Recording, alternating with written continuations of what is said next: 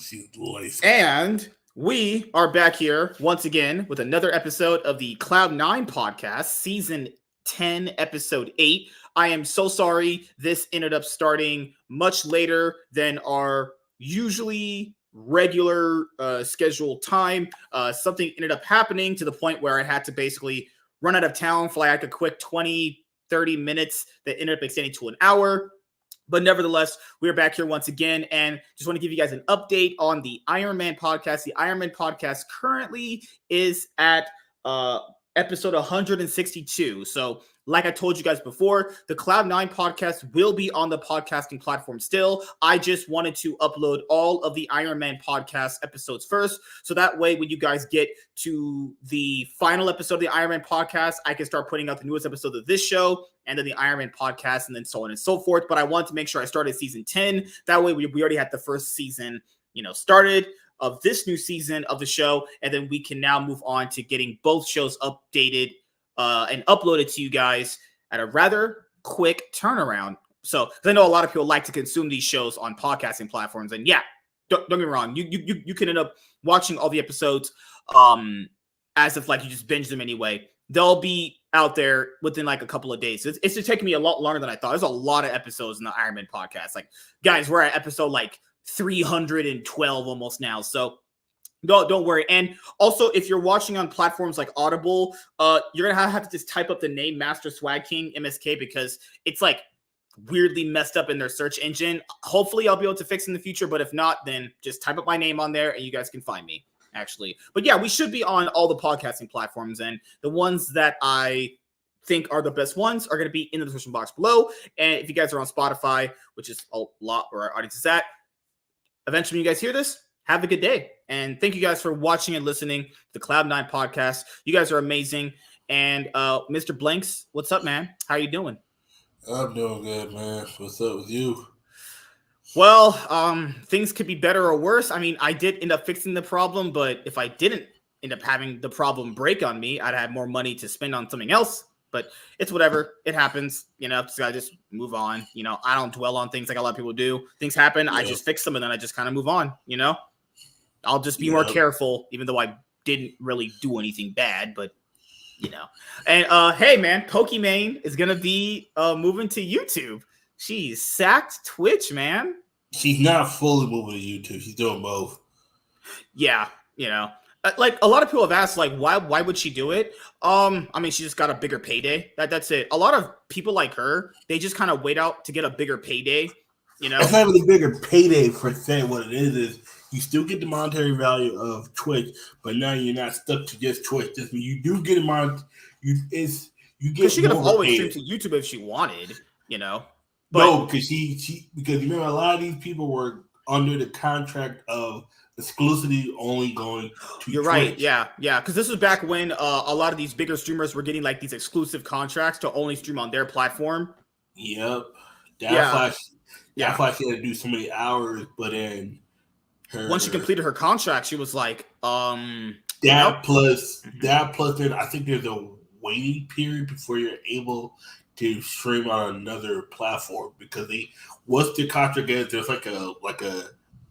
there's a grace period. Yeah, because they want to re-sign you, or what teams will usually do, as you know, they'll try to re-sign you midway through your contract ending to see if you're just going to renew it, but she probably didn't, so they ended up waiting until like her contract was over. And I mean, I think that's what also did Twitch in, giving all these like big contracts to people. Because me and James were talking about it on the way to Best Buy, whatever. Like, you give a person $30 million, you're trying to look to make that $30 million back and profit. Yeah. You're not going to give – the goal of giving someone $30 million to exclusively stream on your platform is to make profit. Companies aren't just giving someone $30 million because of the fuck of it. They thinking, hey, I put $30 million into this person. I'm going to get like $60 million in return. Because I'm using 60 because they don't want I give you 30, I get $35 million back. They usually want double. They want double or a percentage back. Yeah, someone said, well, why wouldn't 35 classify, or like, to be fair, 31 million would classify as profit? No, like, they want bigger, they need a massive, so they're thinking, I took 30 million into Pokimane, I need 60 million back. That's what I need. Technically, 31 wouldn't be considered as profit, because as barely, yeah, I see what you mean, yeah. It would be considered, not profit. What's the word? Mm-hmm. Your investment return, but not. You want profit is take whatever amount you have to make a percentage amount over it. Isn't it like usually doubled, right? It's usually doubled because then you're able to move that money around because when it's just single, it's like, oh, okay, this is gonna take a little longer. Because when it's just okay, and like say if I spend $5, I need to at least make $10 back in order. Like when you open a pack of cards, you spend $5. You want to at least pull a $10 card to feel like your pack was worth something. You don't want to pull back. Oh, I got a $5 card. You did. You literally could have just kept the $5 in your pocket and not. You know what I'm saying? It's like that in a sense. That's why she's going to be making a lot more money now. And with Twitch is too. People are still watching on Twitch. Twitch is still the number one platform. Yeah, that's the thing, though, is the reason why a lot of people are usually skeptical of taking those deals. It's not that the money's not good enough. It's the audience retention. Because people the biggest thing is audience conversion in any of this. Whenever anyone does content creation, it is so hard to convert your audience from one place to another. It's very hard. Like all the people that are usually on someone's Patreon, it is so hard to move those people to be like your channel members or your Prime subs. It's so hard. Yeah. Because most of her viewership is on Twitch. The thing that she has over other people is she already has a big audience on YouTube, like her and Valkyrie did. They have a big audience in both, so the conversion rate isn't going to be as bad. And plus, people that are already following her on Twitch or a Prime sub on Twitch are just going to follow her and subscribe to her on YouTube and be your channel member on YouTube. So she's not have to worry about that. But there's a reason why a lot of people don't do it. But usually, if people are in that big percentile, your conversion rates aren't going to be a problem. If you're that huge, people are going to follow you wherever you go. It's literally how it's going to work. I don't know how much money YouTube offered her. That's a lot. I don't know. How much do you think she got? She got a good amount. She definitely had to get a good amount. In my opinion. I think she got like 40 million, honestly. Because was the money not? Because I know was the money not good on Twitch? It has been so bad or something, because she said it was messy. Twitch a messy site. I mean, Twitch has had its own fair share of issues too, but she's not innocent. I don't hate her like other people do, but she is definitely not innocent in seeing things that she's mentioned and done herself. You know? Like the whole gambling situation, she was pushing all those like progressive things on Twitch, and she would get away with certain things that other people wouldn't because she was just the top dog. I think her and Amaranth and Alinity were like the top female dogs on the platform for the most part. Yeah. Like, remember there's that one time she accidentally showed porn because someone gave her a link and she didn't get banned. Nope. She didn't get banned at all. They didn't care, honestly. You know? Like, Twitch treated her more than fair, I would say. Most definitely. She got all the special privileges. The algorithm always catered to her, you know. So there must have been something where she just didn't like maybe the direction the platform's going, honestly. But I mean, if you see $40 million in a check, I'd argue most people, guys, are not going to turn that down. You know how life-changing of money that is for people? Even at people like her level, you could do so much with that. And now you're even more secure than what you already were. If someone offered me like $40 million to leave from Twitch to YouTube, I'm sorry, Twitch. I'm piecing the fuck out. I'm sorry. I'm good. I'm out. 40 million? You know how set my life would be if I had $40 million. I would literally never have to work a day in my life ever again.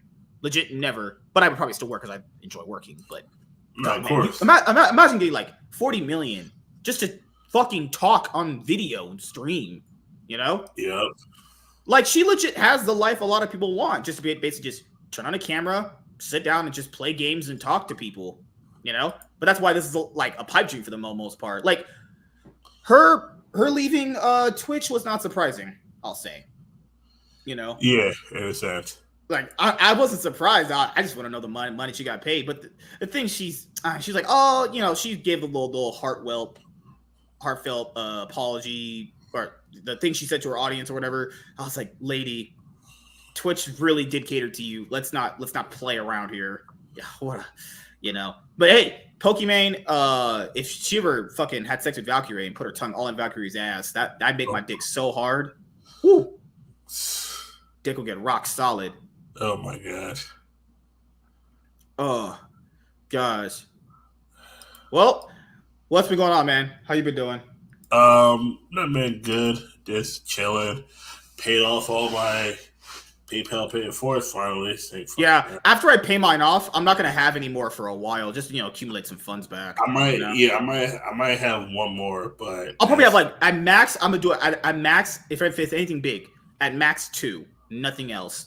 yeah. I'll give myself that limit two because like I have like six going and they're almost done actually. But after it's over, Yeah, I'm gonna just I definitely gotta I'm not bad off for money. It's just I gotta restrain myself. yeah. After a while, it's like, oh shit, I After might all, as oh well. shit! It's like, huh, look at all this money I wasted here. But to be fair, I never consider it a waste because you get enjoyment out of what you're buying. It's Yeah, just just you can still have enjoyment of what you're buying. Just buy it in I always say splurge in small increments sometimes. You yep. know. Oh man, what did you watch in terms of like a league? I honestly, since the LEC just went over, we'll just go over the LEC What I enjoy watching in League. because we'll talk about this TSM thing. We actually have a TSM update. Actually, Oh yeah, and that one's sad. It's sad. this is bad, people. Like I know a lot of people are gonna go, "What's this TSM update?" It's bad. Okay, like last time we didn't know anything because nothing had got revealed because we didn't know what was really gonna be happening. Why is Zia Yeah. covered in chocolate? Who? Zia Land? Have you ever seen? Oh, he's a white girl with big with a. She always I don't know. dresses in bikinis. I don't know who that is. Oh, let me share my screen really quickly. Wait, what the heck? I don't know why my screen's like that. I have the displays all weird. Yeah, she is a interesting lady. I'll say she's from New York too. She said got big old thighs. Man, she could crush me with them fucking things. Oh, But yeah, shit. man. Oh, this whole TSM. This what I like. I don't know, man. TSM went from like the biggest esport org. This was the premier esport org that a lot of people went like, this is how you build a brand and everything. Branding, content, how you like get sponsorship deals, how you create an audience. And then it all just went to shit, honestly. Yep. It literally all went to shit. Like their main YouTube channel, they haven't posted in a month. They're now only in Apex, Counter-Strike, and they have Leffen for Smash. That's it. Yeah. They don't have any streamers under their brand, do they? Not anymore, as I believe. I remember they had like the Was they had E-Rob? I know E-Rob was still a part of them. Was E-Rob still there, or did he get? shit. I don't remember honestly. The last person I remember that was signed by them was that one girl with the black hair. Or was it? I forgot. They had a Jenny. the last. You mean Yeah, Jenny? yeah, it was Jenny. I think that was the last person I remember assigned from them. I think she might still be assigned to him. I don't really pay attention who signed where. Like, Yeah, like I mean, like if you look at how TSM, like they started in League and they're not in anything anymore outside of Counter-Strike and Apex and just alt Smash, esports, whatever. yeah. And I'm pretty sure you heard that shit about Overwatch. Overwatch is gonna be it got bought by ESL and they're just gonna run an open circuit, no franchise slots or anything. Imagine that. Imagine paying all that money for franchise slots only to have the league dissolve, and then now motherfuckers could just get in for free and just play in an open circuit. I'd be raising hell. That's so fucked, honestly. But you know the sad part about it? That happens all the time. Yeah. That's the sad part about it. Imagine paying like $20 million. People forget Overwatch leagues. I don't know if you were following at the time, but if you were, remember that these slots were being charged for like 20 million. These slots were going for more than League of Legends spots for franchising leagues. These are like Call of Duty spots with like 20 million. Oh hell, that's why I think like we've not been hearing about that COD league in a while. I'd imagine the COD league is going to be going like the ESL route. It's going to be an open circuit. Yeah. Like who really supports the COD league like that? You know what I mean? Like I don't know. I imagine they have people that watch, but yeah, a lot of people got to know, dude. People don't know this stuff, man. This stuff runs at a loss, massive loss.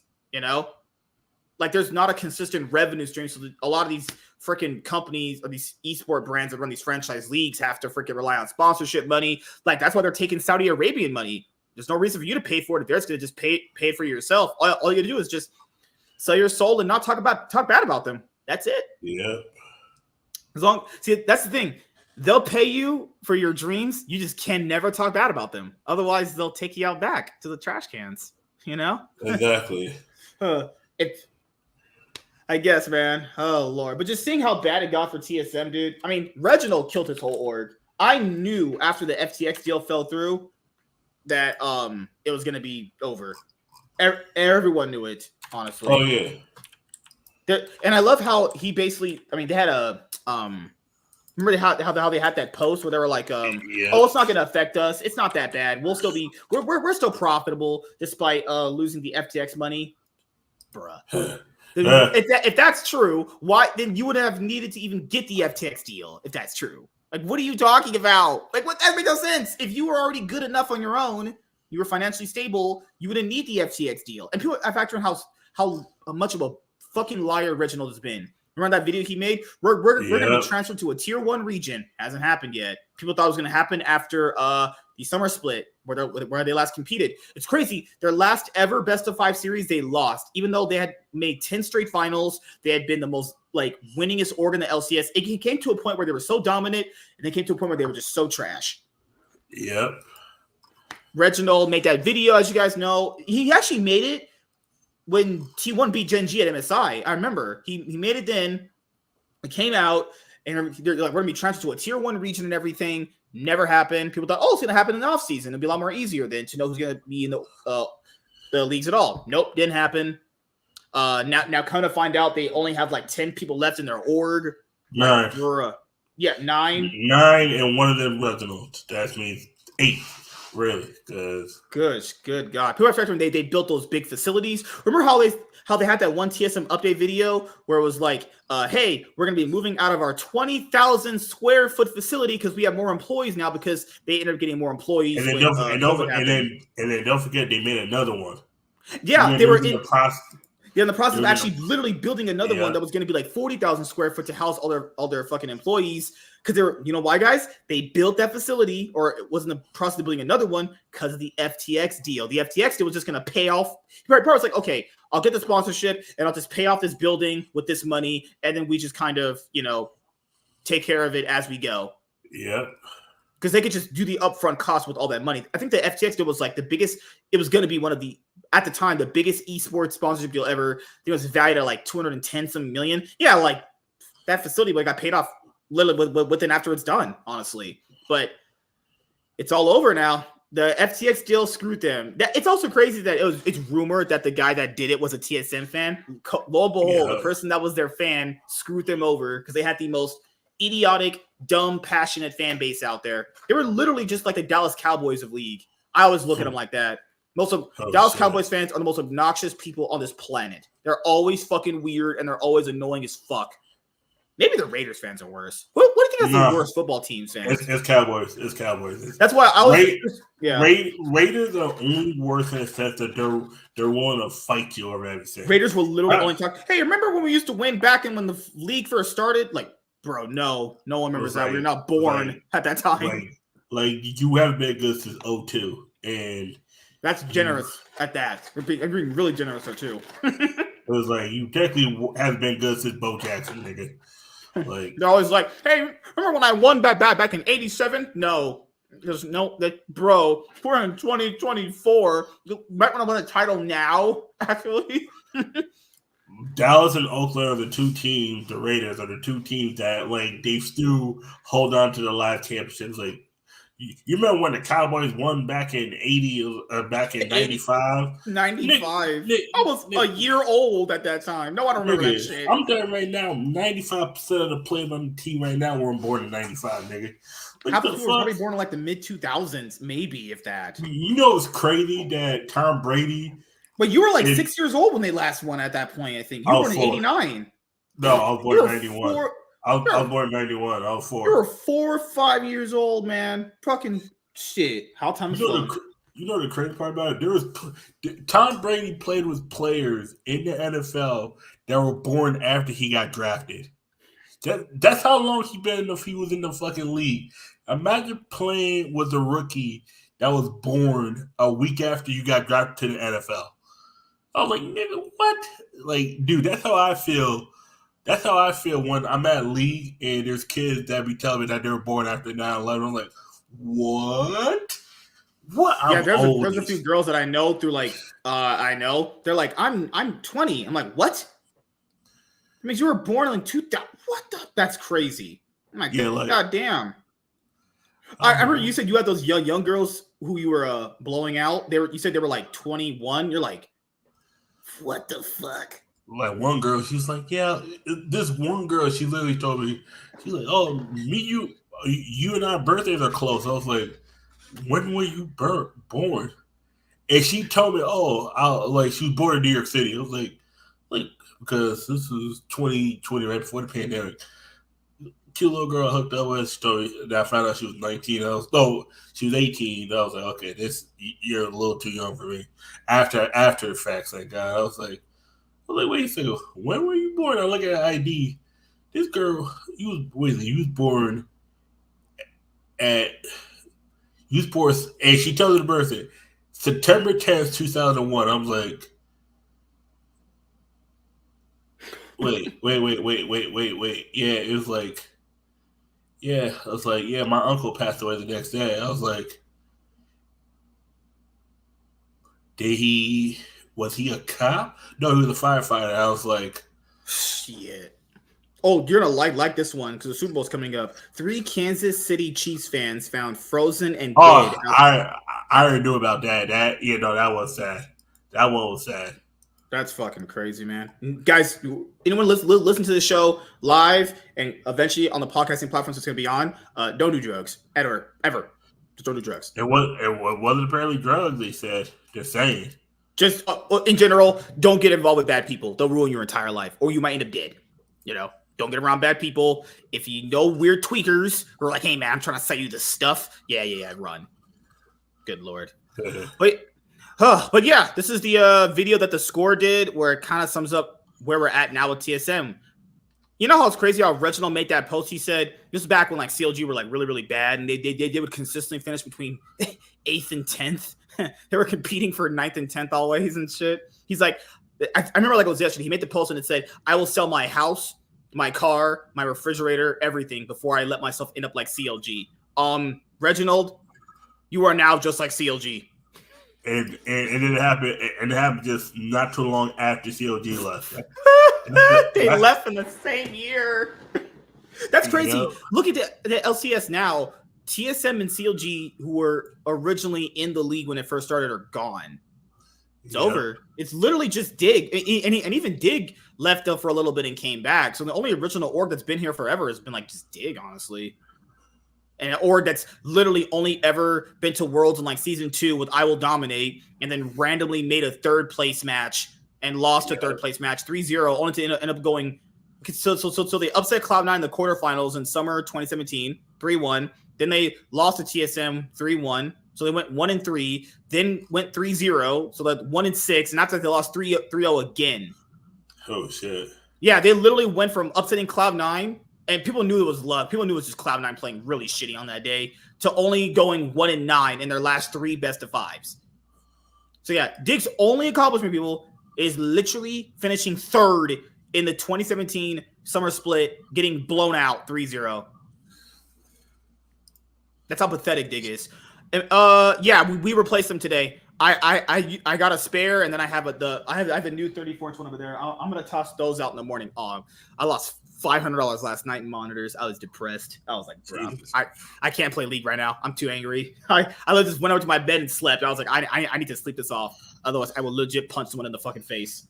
Jesus Christ, man. But how are you doing, Michael? TSM has 9 employees left. That was the shocking revelation revealed by the org's former social media manager after he was let go by them this week. More than ever, people are asking, what the hell? Oh, that social media manager, TSM Dunk, after TSM lost a game because he knew like the wrath of Reginald, he posted a image of I think it was a black person or a Mexican person getting hung or something like that. I was like, bruh, you cannot do that. What the fuck is wrong with you? Hell is going on with TSM.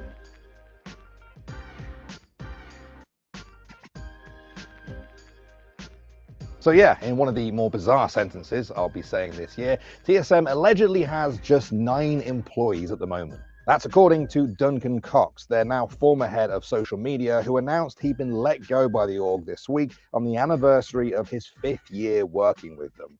So Dunk, who had been their longtime social media manager, posted, on the anniversary of my 5th year working at TSM, they told me I am no longer employed. I'm currently in shock and am working on processing it, as the team around me was cut and I inherited more responsibilities. And with only 9 people left working on TSM, I didn't expect to be cut, but here I am. Because they don't need a social media manager at that point. They don't have a presence anymore. I'll put out something bigger when I've come to terms with what's just happened. I mean, no, I don't like when this happens to people because, like, in esports, it's such a volatile industry that your job's never guaranteed unless you are like some fucking CEO or literally if you're just like the CEO. That's how you know you have a guaranteed job. Like, this is why I tell people, like, I would say never take jobs in esports or like quitting your day job to do it, because you have no clue if you're going to be in the industry, because there's so many ways everything could just like crash and burn. Like, he's been here for 5 years, right? He was here like probably like 2018, 2019, essentially. Yep. Probably left his original job to do this, and now he just doesn't have one anymore. You know? Crazy shit here. Anniversary of his 5th year working with them. And all of this comes less than a year and a half after TSM announced they had outgrown their current offices. So this was the current office that they were at. It was 25,000 square feet, which is right. And they were going to build another one, actually.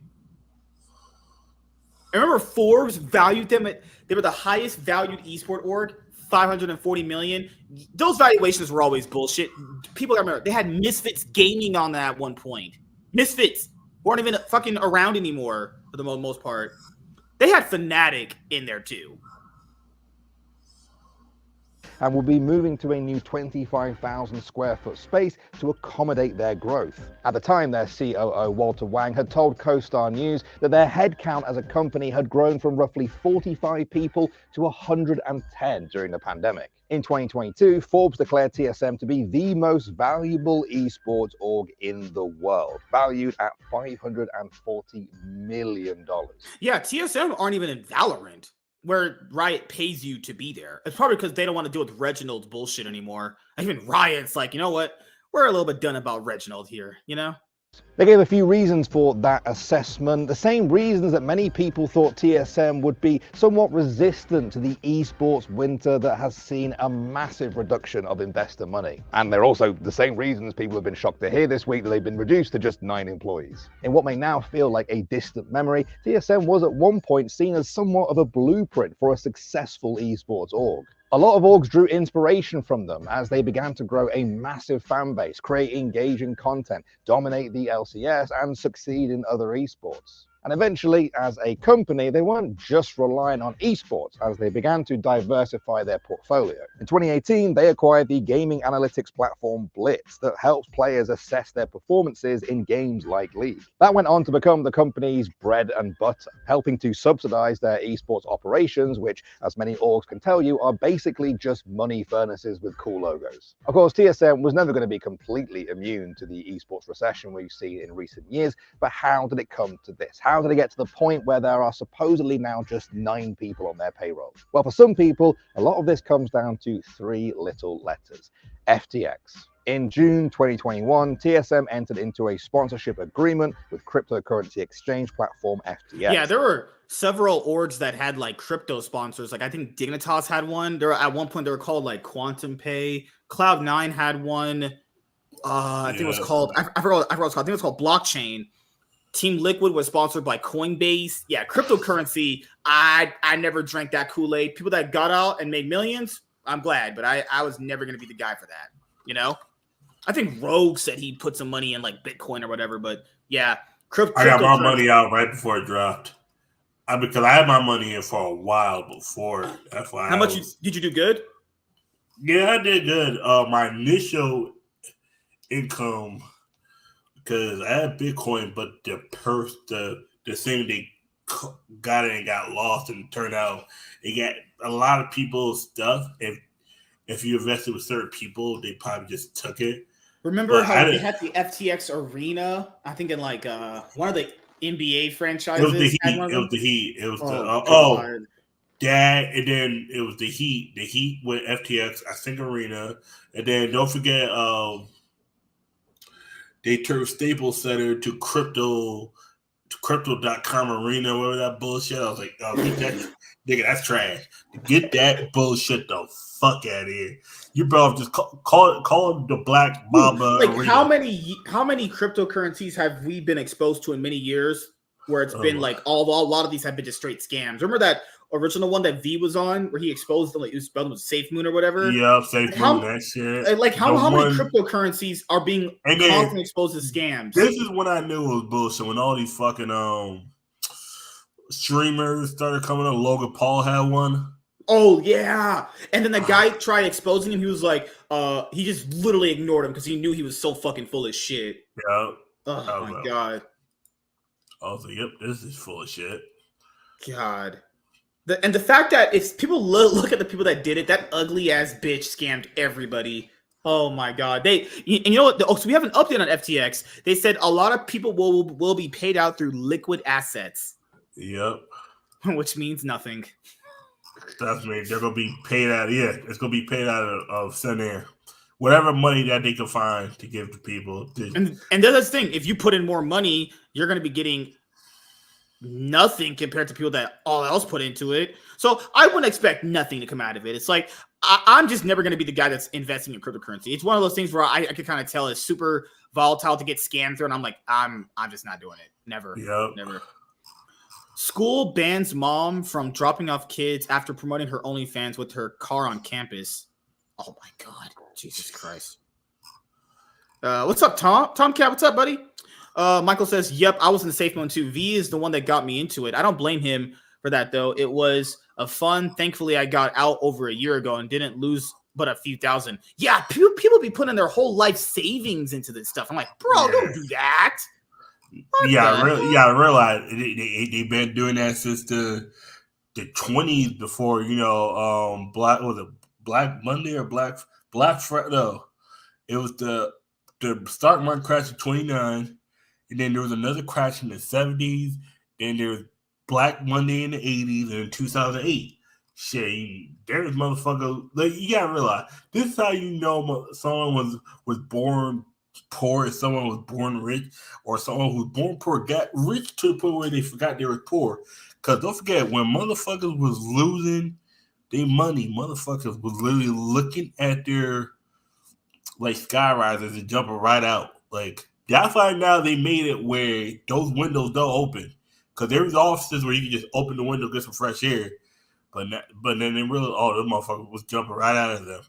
Like, think about it. That 2008 housing bubble crash, yeah, there's motherfuckers crashing right to the damn pavement, face first. God, man. This reminds me a lot of the the housing market crash. Yeah, 2008. The market crash. Like, people were literally jumping right out the window. They were just so. Imagine losing all your shit. Motherfuckers was just like, yep. They were eating themselves right out of the goddamn window. It was disgusting. Yeah, it was sad too. You're like, fuck. Yeah, that's why I was. I mean, yeah. If you gamble in crypto and you make it out without getting scammed, I'm glad for you. But I just there's too much people that are trying to get rich quick that it's just not worthwhile the hassle. Oh, of course. Most definitely. Fuck that. The deal was reported to be valued at $210 million and was set to... Yeah, this deal is valued at $210 million, and this fucking org had the fucking gall and nerve to say, it's not going to hurt us that bad. Bruh. Get the fuck out of here. Then why are you... Whatever. I'm not going to lose my brain. I'm not doing it tonight. I'm okay. Boys, did I tell you I asked that girl out at work and got turned down? She doesn't date coworkers, but I took my shot and it felt great. See, that's all that matters, man. And who knows? Hey, she might change her mind eventually. You never know how life is. Or maybe what it is save one of y'all leave, and then eventually, one of y'all leave. To be fair, all you gotta do is just get another job. No. She didn't say she wouldn't date you. She says date coworkers. So if you get another job, doesn't matter at that point. What you need to do, get her number, stay in contact with her, hang out with her, but do not ever try to say it's a date. hang out with her. Get to know this person. What you need to do, you need to sign her up. What you need to figure out her goods and her bads. Because you're not, Michael, you're not gonna stay at this job forever, right? There's gonna be a point where no, he probably will, man. He's a government job. There's no way he's leaving, man. I was joking about that. He has one of those packaging jobs. Okay, that's me. He's basically one of those. He's basically one of those mailmans. He's those UPS guys, essentially. Okay, that's me. He'll probably ain't leaving that job. No, he'll probably he'll probably find a better job if the government crashes again. But like, okay, that's me. Okay, that's me. Michael's gonna find a better job eventually. Then he's gonna get all the hoes. You know, Michael. Like, of course, Michael. Yeah. True. How many? Welcome to my OnlyFans. What the fuck? She says, I don't do full nudity. Then you're a hoe then. What the fuck? What good are you if you don't do full nudity? What the hell? Yeah, I have a few friends that work for you, UPS too. They said it's like they don't like it, but it's the pay is too good to leave, honestly. Good Lord. Yeah. That's like having sex with a girl and you know the girl's not that great as a person, but she just tastes so good that you just don't want to leave. She tastes so you have to taste her fucking wet areas. What are you nigga? What are you talking about? Why y'all here tasting women? Like, you taste their vages. You don't taste a girl on her face. If you're looking girls down on the first day, you need help, my brother. Oh God! What is wrong with you? You're tasting women on the first date. Yeah, I mean, to be fair, you just never know. I always live by that. You never know. Things always change. People's perspectives and minds change on everything. There could be a day she just goes, fuck it. You know, you never know. And you might be her third choice after she banged me in chats first. Oh, Michael, she ain't gonna bang MSK or I first. She definitely ain't gonna bang MSK after he listen to this motherfucker talking about, you know, trans people. That pussy gonna dry. Michael said he's in Michigan. Michigan is not a blue state. No, Michigan is one of those swing state, isn't it? Yeah, it's a somewhat swing state. It's the state where the motherfuckers went up to the state capitol to try to take out the governor. You remember that bullshit? Oh yeah. That radical ass state, man. Yeah, nah, Maine fucking whacked. Not like crazy, just whacked in their damn mind. My part of Michigan is conservative. Oh, dang it. Fuck. No, that's good. Conservative. That's what the women you want to get with. Nah, we need those sluts, man. You want those sluts.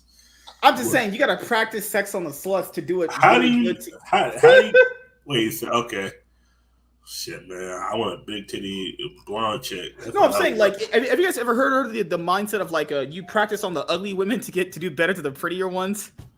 You just practice on whatever pussy you can get. Fuck that. Yeah, you don't want to disappoint her. You know, you got to like Michael. If there's a LaQuisha out there, no. This you always got to give grade A dick. You don't never give bad dick because that one girl you fuck is gonna come back and be like, oh, he gave me bad dick, and next thing and then she just told all her friends, oh yeah, his dick was small. Oh no, not even that. Oh, he can't fuck. Oh shit. Oh yeah, no, you're fucked. If a girl runs around saying you can't fuck, oh no, shit. Then her friend's not gonna want to be interested in you. That's the thing though. When she tells her friends that you have a giant dick, and her friend starts messaging you, "Hey, what are you doing?" Oh no, it's always the "Hey, what are you doing?" late at night, bro. Oh, mine be hey, big head. I was like, oh shit, this bitch, what the fuck. Like Michael.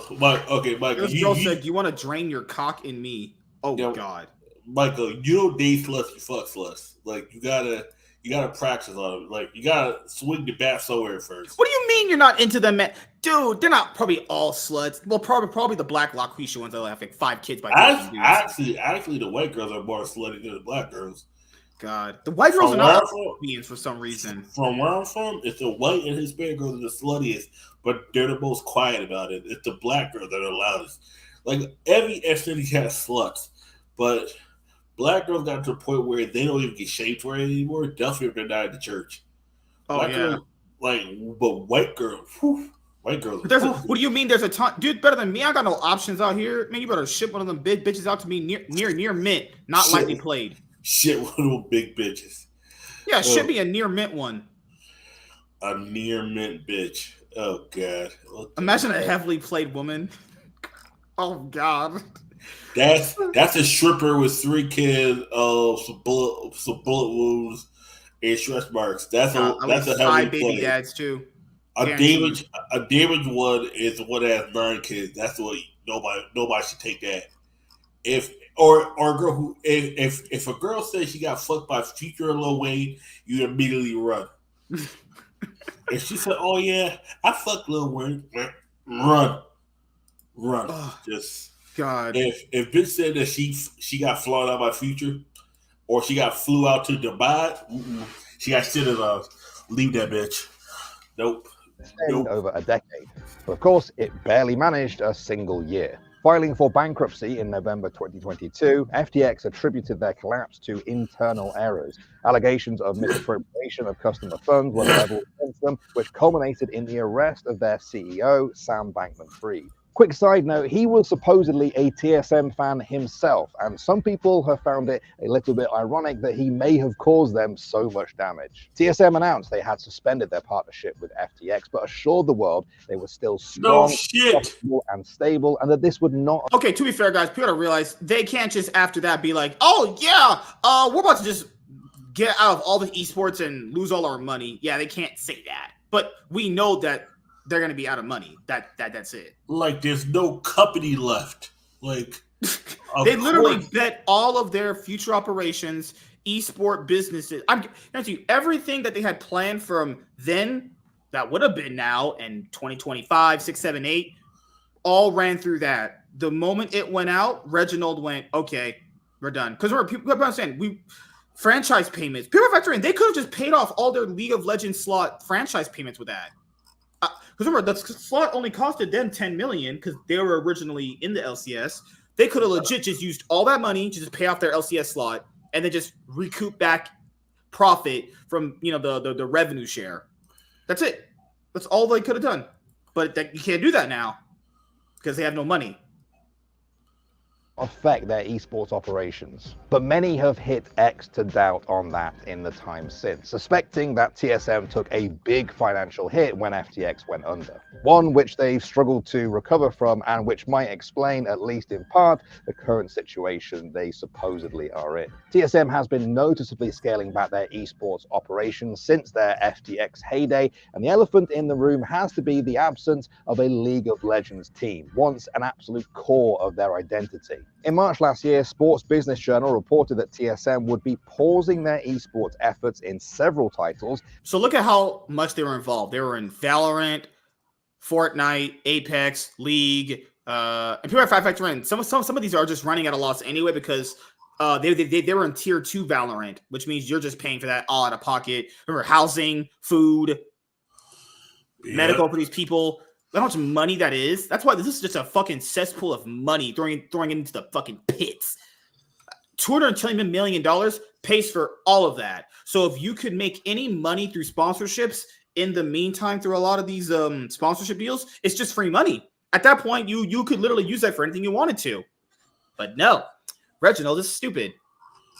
He also dated Lena, who probably, put her tongue in his ass. And selling their LCS slot. This was followed shortly after by TSM announcing they would be departing from the LCS and relocating their league team to a tier 1 region, and that their ultimate goal was still to win Worlds. Spoiler alert, that rebirth in another region never happened. Fans thought they might hear something by the end of the summer, but no. Then they thought there might be an announcement when the season ended, but that came in. He probably realized this. It costs so much money. Remember how recently, for those who know this, a lot of it was leaked that the LCK owners are very, very unhappy with how Riot's been running the league, with revenue share and how much money they have to invest in, and just they are not happy. So factoring in how much money you need to make. I mean, remember what the Genji CEO Arnold said to Monty and Wolf when we had the episode with them? He said a lot of people are trying to pull out and sell their teams. So if someone's needing to sell their team, they got to make a lot of that money back. They ain't about to sell that shit for cheap. He probably got I guarantee you, he went through a lot of these teams, and they're like, "Hey, man, that's the price." He was like, "Nope, it's not worth it." Because remember, if TSM wasn't profitable from League of Legends here, well, how could that be a possibility in other places, though? When finally, with all major leagues well underway this month and TSM noticeably absent from all of them, fans began to speculate that their League of Legends team was simply finished. And what TSM fans have really wanted, even their morbidly curious critics at this point, is an official statement from CEO Reggie. If there's one thread that can be drawn through so many of TSM's struggles in recent years, it's a lack of reliable communication. Perhaps even worse, Reggie himself has announced plans and promised to do AMAs with fans which simply haven't come to fruition. In fact, less than 2 weeks Oh my God, Reginald lying. Say it ain't so. ago, former head of social media Dunk himself had confirmed that Reggie would be giving him an update on their esports operations, which would be shared imminently with TSM fans on Reddit and their Discord. But now, yeah, a lot of the fans are like, you know what? Can we leave? Like, who is legitimately a TSM fan now? They're in nothing. Unless you're a TSM fan by the past. You're a past TSM fan. Are there any current TSM fans?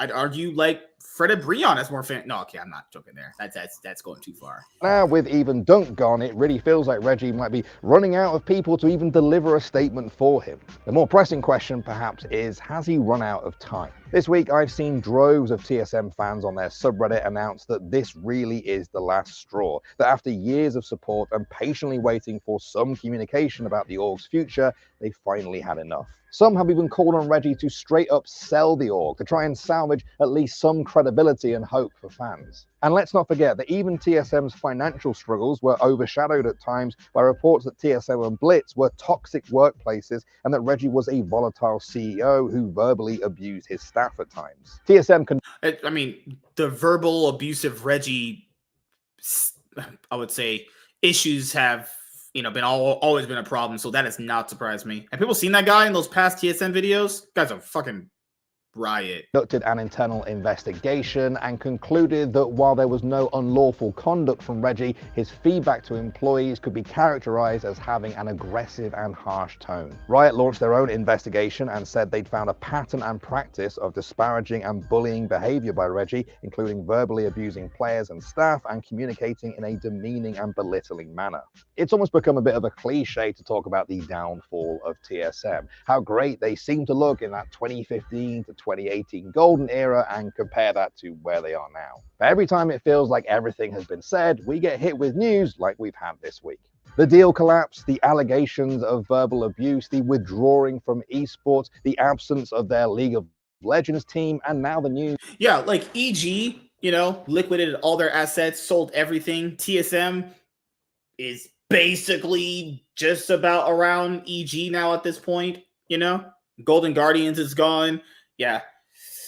Wow, it's crazy. CLG's gone. The LCS has lost a lot. I don't know. It's gotta we definitely gonna need to see how this year plays out, because what Mithy said is true. I think they'll be moving to that Valorant system, and I agree with that. I've been saying that for a while, that they should do that. 2025 Valorant system, I'll say. Combine them all. That TSM has just 9 employees left. And one of them is Reggie. And it looks like he has a lot of explaining to do here. Because as one Redditor put it this week, it looks like this is the way TSM ends. Not with a bang, but with a whimper.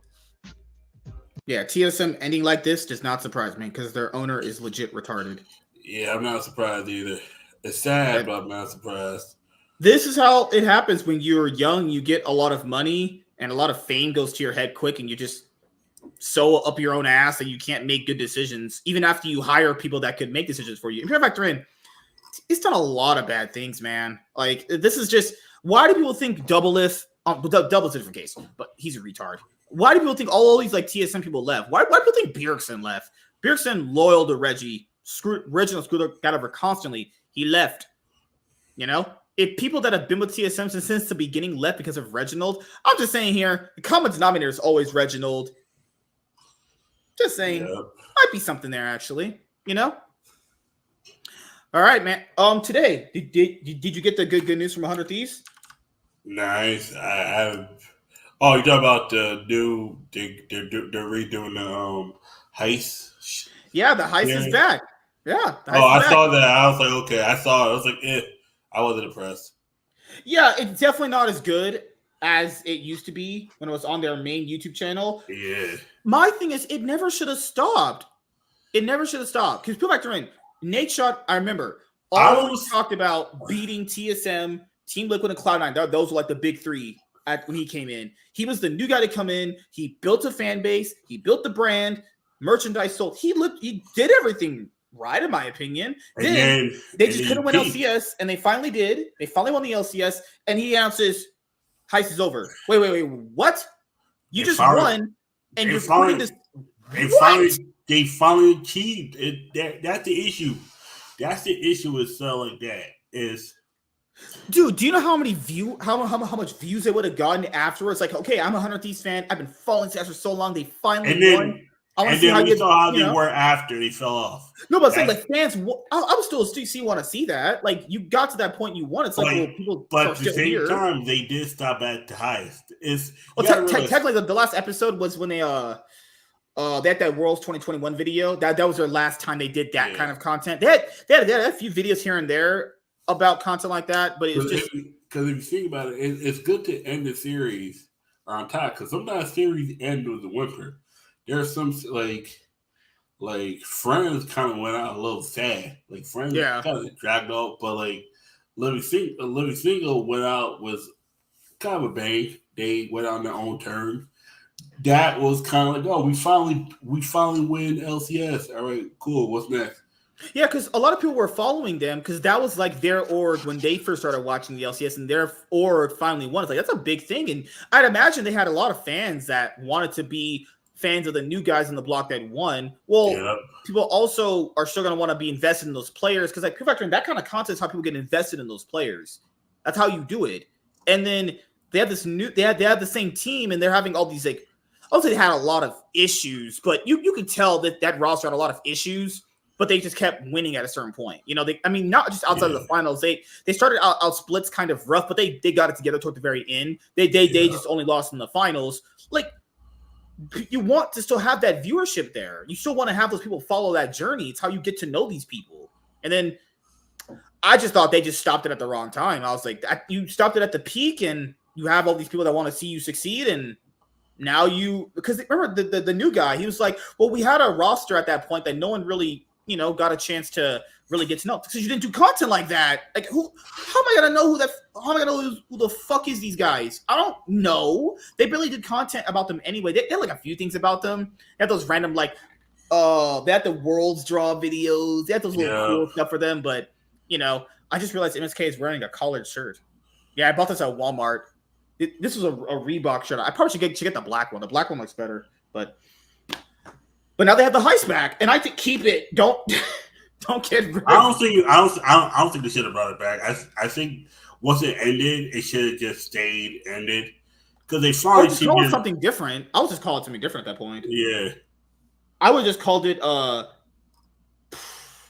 I don't know. What would you call it? What's a good name for a thief? Honestly, I mean, being a thief forever or some gay shit like that. I don't know. Jesus but Christ. If you're a 100 Thieves fan, it's back. So I mean, I watched it. It wasn't, I forgot a lot of these guys. This is their first time being in front of this kind of content. I hope they get better at being on camera because the person that's more polished to be on camera is obviously Golden Glue. He was fine. Yeah. Sniper looks like he's really into it. That ADC, he was like, bruh, he was having like, he looked like he was just there for just get paid. He was like, okay, I'll do this right here. They should probably make more content on the heist surrounding the player that they want to be their franchise player. And the franchise player, not talking he's going to be there forever. The player that they think they're going to keep for a long time, that they're going to keep like maybe 2 years, right? I think I don't think River's going to be that guy. I think River's only going to be here for a year. Like, I think so too. Because a lot of people like to latch their brand, like the brand of these guys, to someone. Who do you think they could latch it to? Sniper? I think they could latch it on to General Sniper. Yeah, I think Sniper. He's the only comfortable one on camera. Did you see? Quid on camera. Like, bruh, this is how you That's know what you're I'm saying. fucking That's what I'm saying. I saw it. I'm like, oh, okay. Ayla wasn't even in it. Yeah. They're like, sucks. Get this motherfucker out of here. Guy, I forget their first new heist video in a long time, probably like about 2 years. They didn't even feature all the players. I mean, Quid had a few lines. Meech was just River had no presence in it. Ayla presence in it. Like I would say to get more people invested into them, because this is what people used to do. Just make individual episodes about them and try to do it that way. Maybe do Golden Glue first because that's the coach. That's pretty much it. Now, a perfect friend. I did like that I've seen that they've been able to fight back a lot. You know, I don't know how far this team's going to go this year because it is full of rookies. I don't know if their ceiling is that high, but what they're trying to do is better because it's much more easier to fix what you made as a mistake if you went for the play rather than like just standing there doing nothing and then you just really passive and you just kind of let the game fall apart. If they can hone in their mistakes and figure, okay, if I get a kill here, I need to translate this. What are we doing next? What are we doing next? What is our support doing? Who are we playing for? Like, if General Sniper is destroying Doppler in lane or any top laner, then River needs to make sure that lane is getting pushed. That person is doing well. You need to make sure this person is getting all the resources. If bot lane cannot play aggressive 2v2s properly, then they need to just be on Seraphine and Senna. They just need utility. Because they're not good enough to fight 2v2 properly. They're not going to get an advantage 2v2. They need to just be on utility, where to the point where if they lose in 2v2s, they'll still have consistent damage and the champion will scale properly. That's what I think the team needs to do. Because Quid, it looks like he's getting more accurate to the stage. That was my big criticism with him last year. Sat there and just fucking did nothing. He would legit do nothing. And this year it looks like, okay, he's starting to play a lot more aggressive. He's getting more comfortable doing it. That's really all they need. River should only just be ganking for Quid and General Sniper. That's it. I wouldn't really be putting your resources in that bot lane, especially with Ayla there. Just saying. What do you think, man?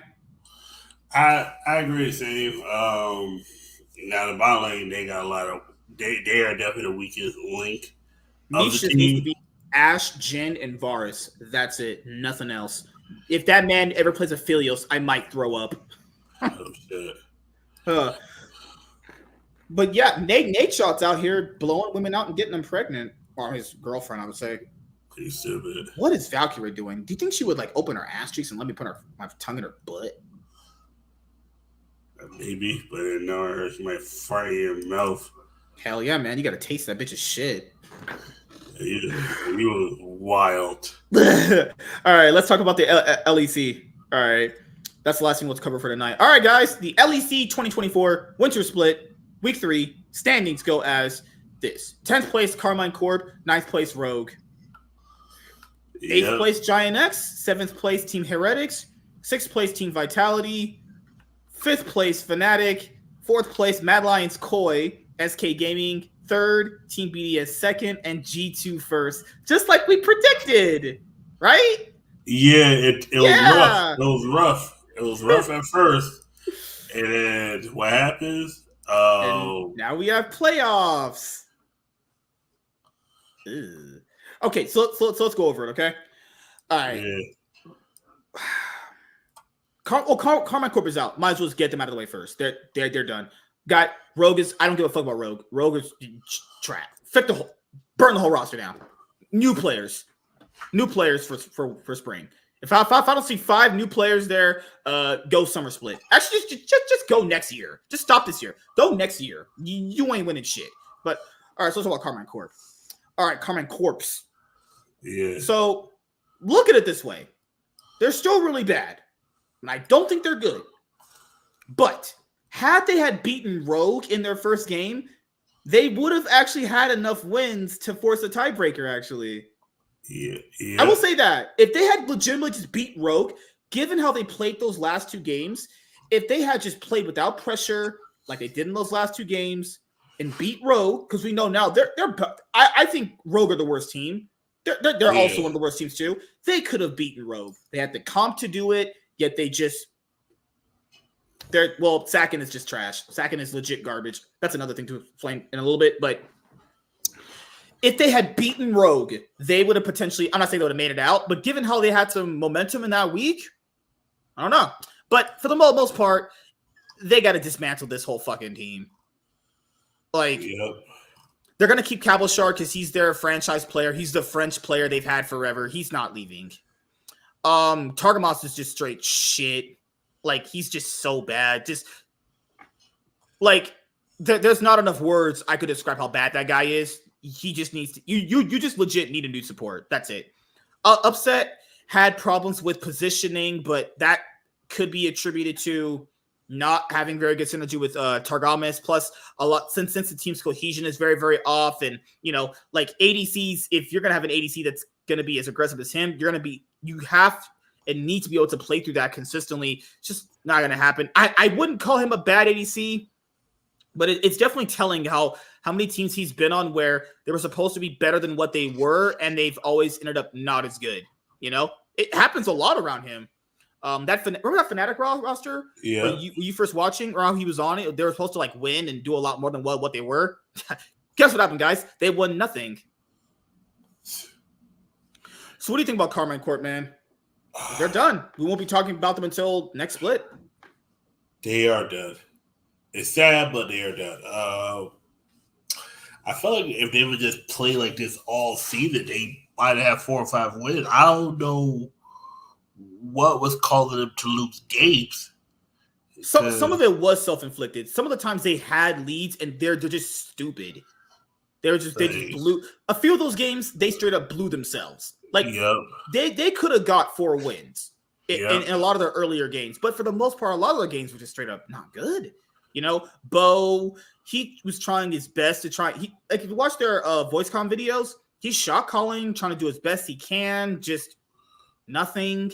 Like the team is just not understanding, or they're just not listening, or they just don't know what the hell they really want him to do, even though he's trying to be like, hey, I'm coming here, tank this, hey, support, tank this, tank turret aggro, fucking support melee, auto attacks the turret so it goes on to the other person. Like, bro, what the fuck's going on? Motherfucker Targamas is like, hey, that Akali has no flash. I see. I'm just like, oh my, what is going on here? I look at that game. Like, he was playing Ash support. He missed every arrow, and then he flash ulted, missed, and got his whole team killed. Bruh, please get this guy out. I'm done. Please. I don't know who is worse, him or Hylissang, because those two are trying to give me a stroke. Yeah, that's a good question. Like Sakin is. I understand why people said Perks was bad because he was playing bad. Yeah. But at least Perks tried to do stuff. I can always respect someone trying to do stuff, even though they're just straight bad. Sakin is not only just bad, he is just perma scared to pull the trigger and do anything. Sakin is just perma scared. How do you fix that? Like, how do you fix that? How do you fix him not willing to do the potentially winning play to help the team? That's a good question. I've never had that I've had that in my life. You kind of like, I don't know. That's not something like a sports psychologist can fix. He just gets on stage. He just freezes. I don't know what you do with that. You just have to get a new player. That's not something that you like can fix. You just have to get someone new, honestly. So that's it for Carmine Corp. I mean, dude, this is what I really think is going to happen. I think after they got those 2 wins, they're going to keep the same roster. Oh, yeah, no, most definitely. Because they believe now that we have our confidence. And hopefully they'll realize this. You got 2 wins at the end of winter. That don't mean shit toward the next split. There's no, and first of all, they will have basically not been on stage for about like a month, give or take. About a month and a half. So those last wins don't mean anything for momentum, since your last fucking wins were basically January 29th, essentially. So if they keep the same players, I'm about to just write them motherfuckers off myself, honestly. Which other team do you want to talk about? Who else? I don't care for Giant X. Who gives a fuck what they do, honestly? Yeah, what a lackluster, unenthusiastic team. Team Heretics is suspect as fuck. I mean, It's just the Yankos Flackett show. Perks, he's just trying to be homeless next split. Perks is so washed, man. He's just trying to be homeless next split. He's good lord. Who else you got? Oh, if I talk about team vitality, I'm gonna have a stroke, so I'd rather not. Dare team. I'll say, just get Photon a new team, man. Photons, don't stay on vitality after this year. Please just go to a new team. Photon, it's legit better than Adam, and you can see it, but he's just on a way worse roster, and he just can't show it. Yep. Like, Photon is better than Adam, both mechanically and just better as a player. I'm not gonna lie, man. Photon would be a great addition to Cloud9. Right? But he's just on a horrible fucking team. Vetio can only play Ahri and Akali. If he doesn't have those champions, he is a walking bot. He legit can only play Ahri and Akali. That's it. If he doesn't play those champions, he is just standing there playing Farm Simulator. Yeah. Hylissang is not a person. That doesn't count as a human being. Karzi is the only reason why they get wins. I feel bad for Karzi. Like why he's there. It's like because Battle Ass want to go. How much is Hylissang paying this guy to take him as a support? How much is this guy getting paid? Bro. It might be one of those buddy things where sometimes because if we're friends, we gotta. I was like, it's kind of like even though your friend sucks, but you gotta help support him because you made that pact that you don't leave your friends behind. Trust me. Yeah. I got people. I doubt Hylissang was getting. Dude, I doubt Hylissang was getting massive offers after he fucking shit the bed on Mad Lions. I doubt it. I seriously doubt he was getting any offers. We'll talk about Fnatic later because I have them for the title. Mad Lions Koi, people predicted they get 10th and they got 4th, so that's actually really good. But a lot of people look at the score lines and yeah, on paper they got higher than 10th and they got 4th. That's actually really impressive. And I'll say this: their top laner Merwin, I've thoroughly enjoyed watching, and I've thoroughly enjoyed watching their bot lane. I think Supa is good, and I think Alvaro's good. I think Elyoya's had some okay games. I think Frescoe's been their weakest player by far. They're an all right team. They're not anything special. They're just all right. SK Gaming punched a lot above and actually got 3rd. They're usually around 7th. They're usually between 6th to 8th. They got 3rd. That's good. They had that nice first start, 3-0. This is a team I wouldn't sleep on them in playoffs because this is essentially the playoffs we're getting. Come on, this is the playoffs now. Yeah. I know LEC calls it top 4th playoffs. Fuck you. This is the playoffs right now. Shut the fuck up, LEC. This is the playoffs now, and I think the dark horse teams to win are Team BDS, and I mean, is Fnatic going to be winning the split? I've always said this before. Fnatic have not won a split since they've had Caps and Reckless back in 2018 summer. If you can't win this split, I doubt you're winning the other two. Just saying that.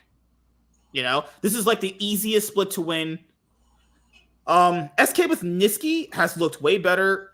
I think the problem with DOS is, SK Kick and DOS started to lose a lot of their luster, their flair. Yeah. But they were still okay. They have a rather okay roster. Irrelevant probably was the best top laner, if I'm being honest here. He really has stepped up a lot for them. But I don't know how that's going to translate to best of 3s because it's much easier in best of 1s to look at because it's just one isolated game compared to a best of 3 where he has to look good in another game on top of that. But what do you think about SK? They did a lot better than I thought they were going to do. I'm not going to lie. They kind of stumbled towards the end, but still coming in 3rd. It makes sense. Given how weak the league looks, it's 3rd for the taking. Who's really going to challenge them, honestly? I'll be honest here. In their wins, they beat the shit out of people, dude. A lot of people aren't going to notice that from the score lines. From their wins, they crushed people. It wasn't actually fair at all. The only teams they lost to convincingly, they lost to Carmi, where I was like, how loose did they play that game? Yeah, I think they already played it because they're all okay. Their draft was terrible. They gave over fucking Rumble. They SK, because Colorado Core beat the two best teams in a sense at the end of the season. That's why you're like, these teams didn't really care as much. Or Colorado Core is good, but they suck so bad at the beginning because they didn't know how to work as a team. Only can play good without pressure. But and at that point, like, they're not a team to me, because if you can't play under pressure, then fuck you at that point, you know? Yep. Oh God. Because like that last game, like there was some suspect drafts out of these teams this last week. Like you could tell they were like, oh, we're in the net, we're in BO3s, we're good. Yeah. I'll give it to Team BDS. They played very good, I will say. The only bad player they've really had throughout the split was Shio. Shio quite literally kept walking in the jungle, dying retardedly, and then when he would die like 3 times, he'd be like, oh, okay, now I'll play real League. Okay. He does realize if you do that in best of 3s, you just gave over a free game, and if I just win another one, then that's your series, right? Yeah. I think Adam has played good this split. Nooks played good. Ice played all right. Yeah. I thought I'd never say this in my life. Lebrov actually had a decent split. What is going on with this league, man? Lebrov was the second best player on the team. Lebrov had a good split, people. What planet are we living on now? I think sometimes that world appears, even though they didn't win. They got a reality check. I think all of them just got a reality check of how bad they really were at what they were doing. Plus, also, think about it, they got rid of Crowdy and they did better. They've actually finished higher in the regular season standings without Crowdy than with him. Maybe Crowdy was a great player, but he wasn't a good leader. Like, and that's the same thing with Giant X. We're like, well, look at it. It's like, think about it. It's just like, okay, maybe Abadage was a good player, but we need somebody that was a better leader than a player.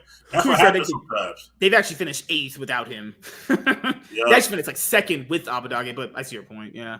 Yeah. Like, maybe he was a good player, but like a personality, it's just not. It's just but think about it, they didn't miss playoffs this time. That's what they still made it. It didn't matter. Like it didn't matter if they did worse. It's like as long as you make it, because that was the thing with a lot of these teams. Yeah, we're getting rid of great talent for team. They're trading out. Yeah, they trade out talent or pure raw carry potential for team chemistry. And trust me, and you should know about this. Your team, Philadelphia Eagles, back in the day, remember it was Chip Kelly? He was getting rid of all those. Man, I remember McNabb left the fucking field because of a stomach ache. Go. No, yeah, that was diarrhea. That's all Super Bowl. But you remember in the 2010s with the Philadelphia Eagles with Chip Kelly, he got rid of. He tried to trade Deshaun Jackson, LaShawn McCoy. Remember, he tried to trade all the great players because he wanted team-oriented players. He didn't care if players weren't as good. He said, "I want a player that's about we and not me," kind of thing. It only works when you win. It's like, and Giant X might not be as good as they were this time, but they still made the playoffs, and that was the number one thing. It's like it doesn't matter how we get the playoffs as long as we get into the playoffs. It's like, cause anything can change. Anything can change at that point. I mean, I will say this, and a lot of people are not going to see it this way. We're going to have the all-pro voting very soon. I swear to holy God, if I see all 5 people as G2 in the first place team, I know your ass did not watch the split. I know for sure you didn't watch. Yes, G2 finished first.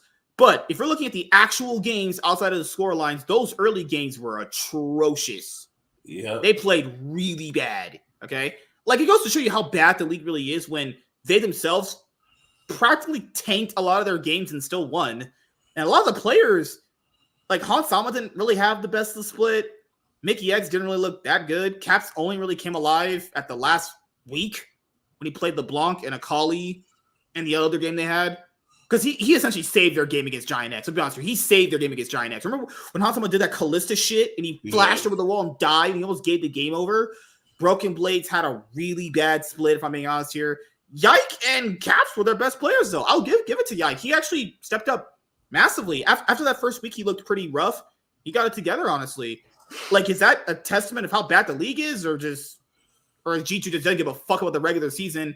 And even if they don't give a fuck about the regular season, they still finished first. Yep. That's crazy how their early games were really bad, and they still finished first. That's fucking ridiculous, man. Because their next opponent they'll be facing is Giant X, and well, since they finished first and BDS finished second, they get to choose their opponents. And yeah, Giant X is trash. We'll predict that later. But let's do Fnatic. Fnatic. I thought Fnatic was pretty underwhelming compared to like what people thought they were going to be. A lot of people thought they were going to be like the clear-cut second place team, but they look rough too. I was thinking that too, but I was like, you know what? They are where I thought they were going to be in the spring, in the winter. They're 4 or 5. And we all knew it came down to how they were going to look with Ice and Oh, you mean Jun? Jude. Oh yeah, Jun and Noah. Yeah, they're the same thing like BDS. They only swapped out one player. Yep. So my thing here with Fnatic is Noah has only really looked exceptionally good in the first 2 weeks when he had that honeymoon phase with Fnatic when they got rid of Reckless. Yeah. He's literally an Aphelios Ezreal 2 trick. He is not exceptionally good on like anything else. Okay, and Kalista. I'll say Kalista. He can only play like 3 champions very well. Him and Jun are just like okay, I guess. I don't even think Jun really unlocks Noah. Noah's an odd player, man. Like, he's just what the equivalent of like top lane is. They just leave him to just fucking rot down there, honestly. Yeah. Noah is on an island, and Razork only plays through Oscarinen. That's it. Because, like, I don't even know what Fnatic's playstyle really is, though. It's just like Oscarinen maybe wins lane, kind of translated. Razork out jungles, the enemy jungler. Humanoid just kind of does random shit that works. Noah and Jun are just terrible.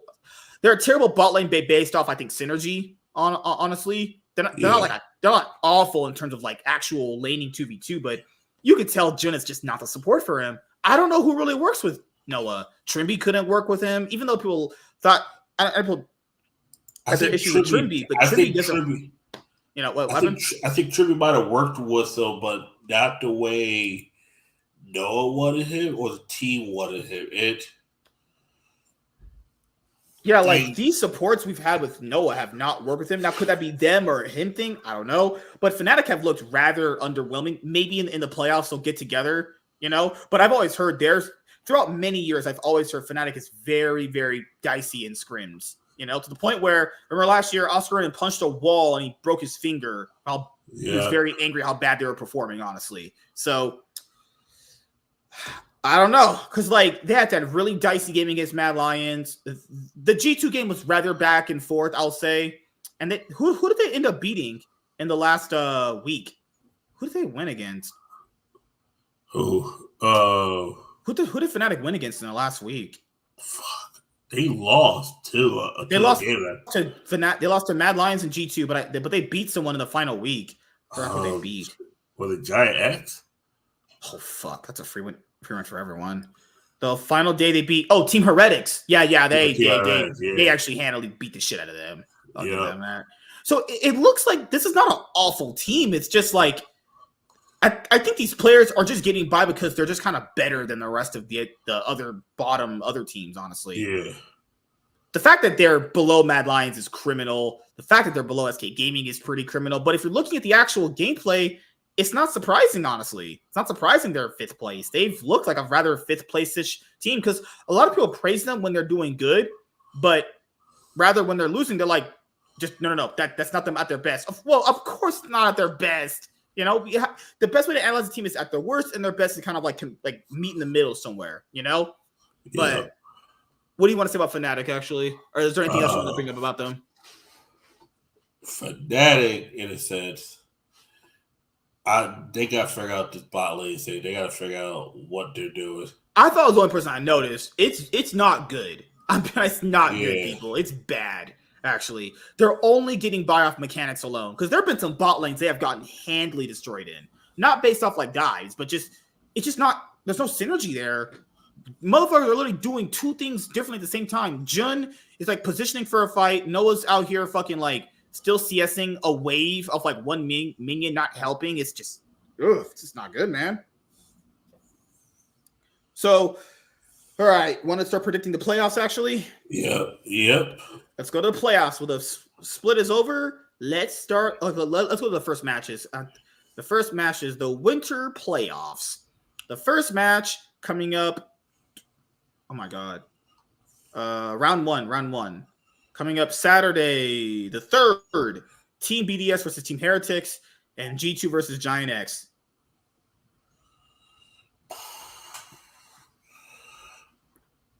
Fuck that. Team BDS. Yeah, the BDS. first day. Yeah. BDS should be beating Team Heretics. That should be a clean 2-0. If that's not a clean 2-0 and they lose, just toss this whole league out. This whole fucking hell. Like BDS should, like, given the fact that they have a volatile early game too, like not everything from them is super clean. They should be beating Team Heretics. G2 against Giant X should be over in like less than 30 minutes, but given how that last Giant X game they played against G2, that had to have been massively carried by Capstone to win. Yeah. But then again, that's just one game. I don't think Giant X would be a good team in best of threes. I think it's just going to be curtains for them for the most part. The next day is going to be SK versus Team Vitality and Mad Lions, Koi versus Fnatic. If Mad Lions beat Fnatic, bruh, your roster got to be going through some problems, honestly. Yeah.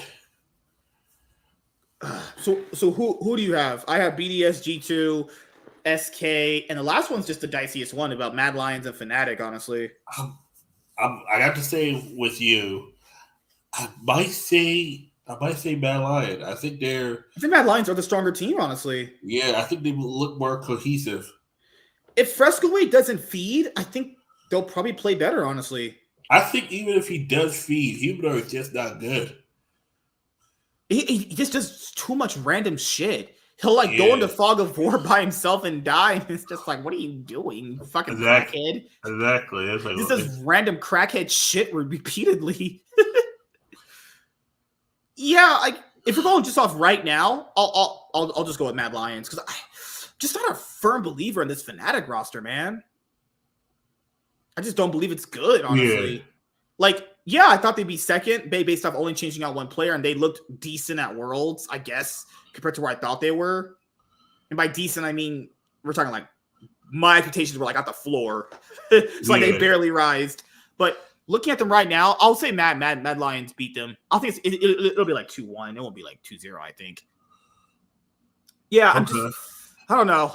Maybe I'm wrong about the Fnatic roster, and maybe in best of threes they'll fucking clap everyone and go to the finals. If that roster makes the finals, holy shit, it's bad.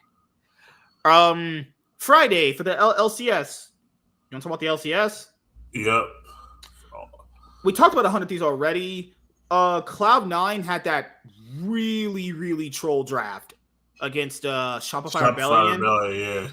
Apparently in draft, they thought what was going to happen in the draft didn't end up happening that way, so they ended up with that. I don't know if I believe that. I think they're just bullshitting. I think that they just did a draft disrespectfully and thought they were going to get away with it because it's Shopify. Because why would you even lead with Vayne mid? You could have just picked Tristana mid. If you legit thought you were good enough to just beat them with a draft like that, you just play Tristana mid. Why would you pick Vayne? That don't make no sense, you know? Yeah. I don't think it was this draft issue that a lot of people kept bringing up. I legitimately think they just drafted that purposefully and thought they were going to win because it's Shopify because they're just not good. Yeah. And it didn't turn out that way. Cloud9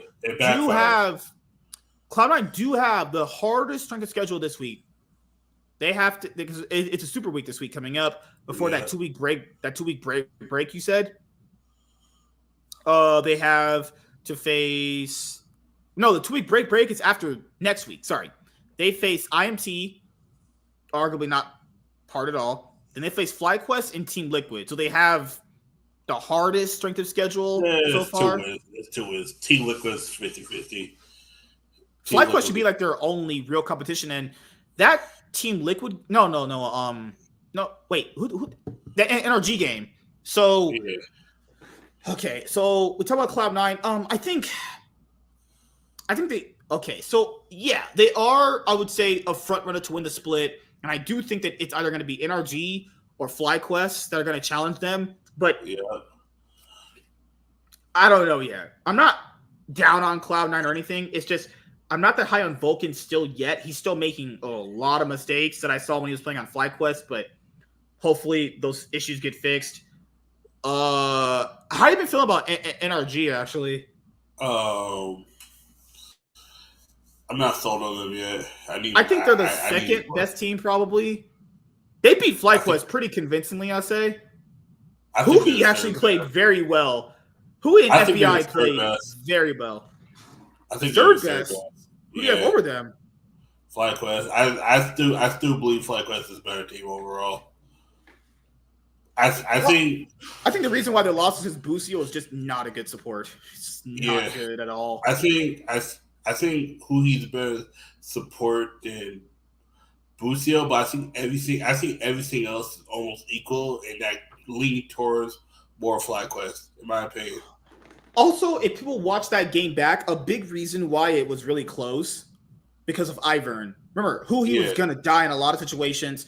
NRG picked Ivern, which shields just apparently immune you from damage. You know, I think those are the top three teams right there: FlyQuest, Cloud9, and NRG. Team Liquid is just too dicey, man. Team Liquid had that. God fucking hell, Immortals is just.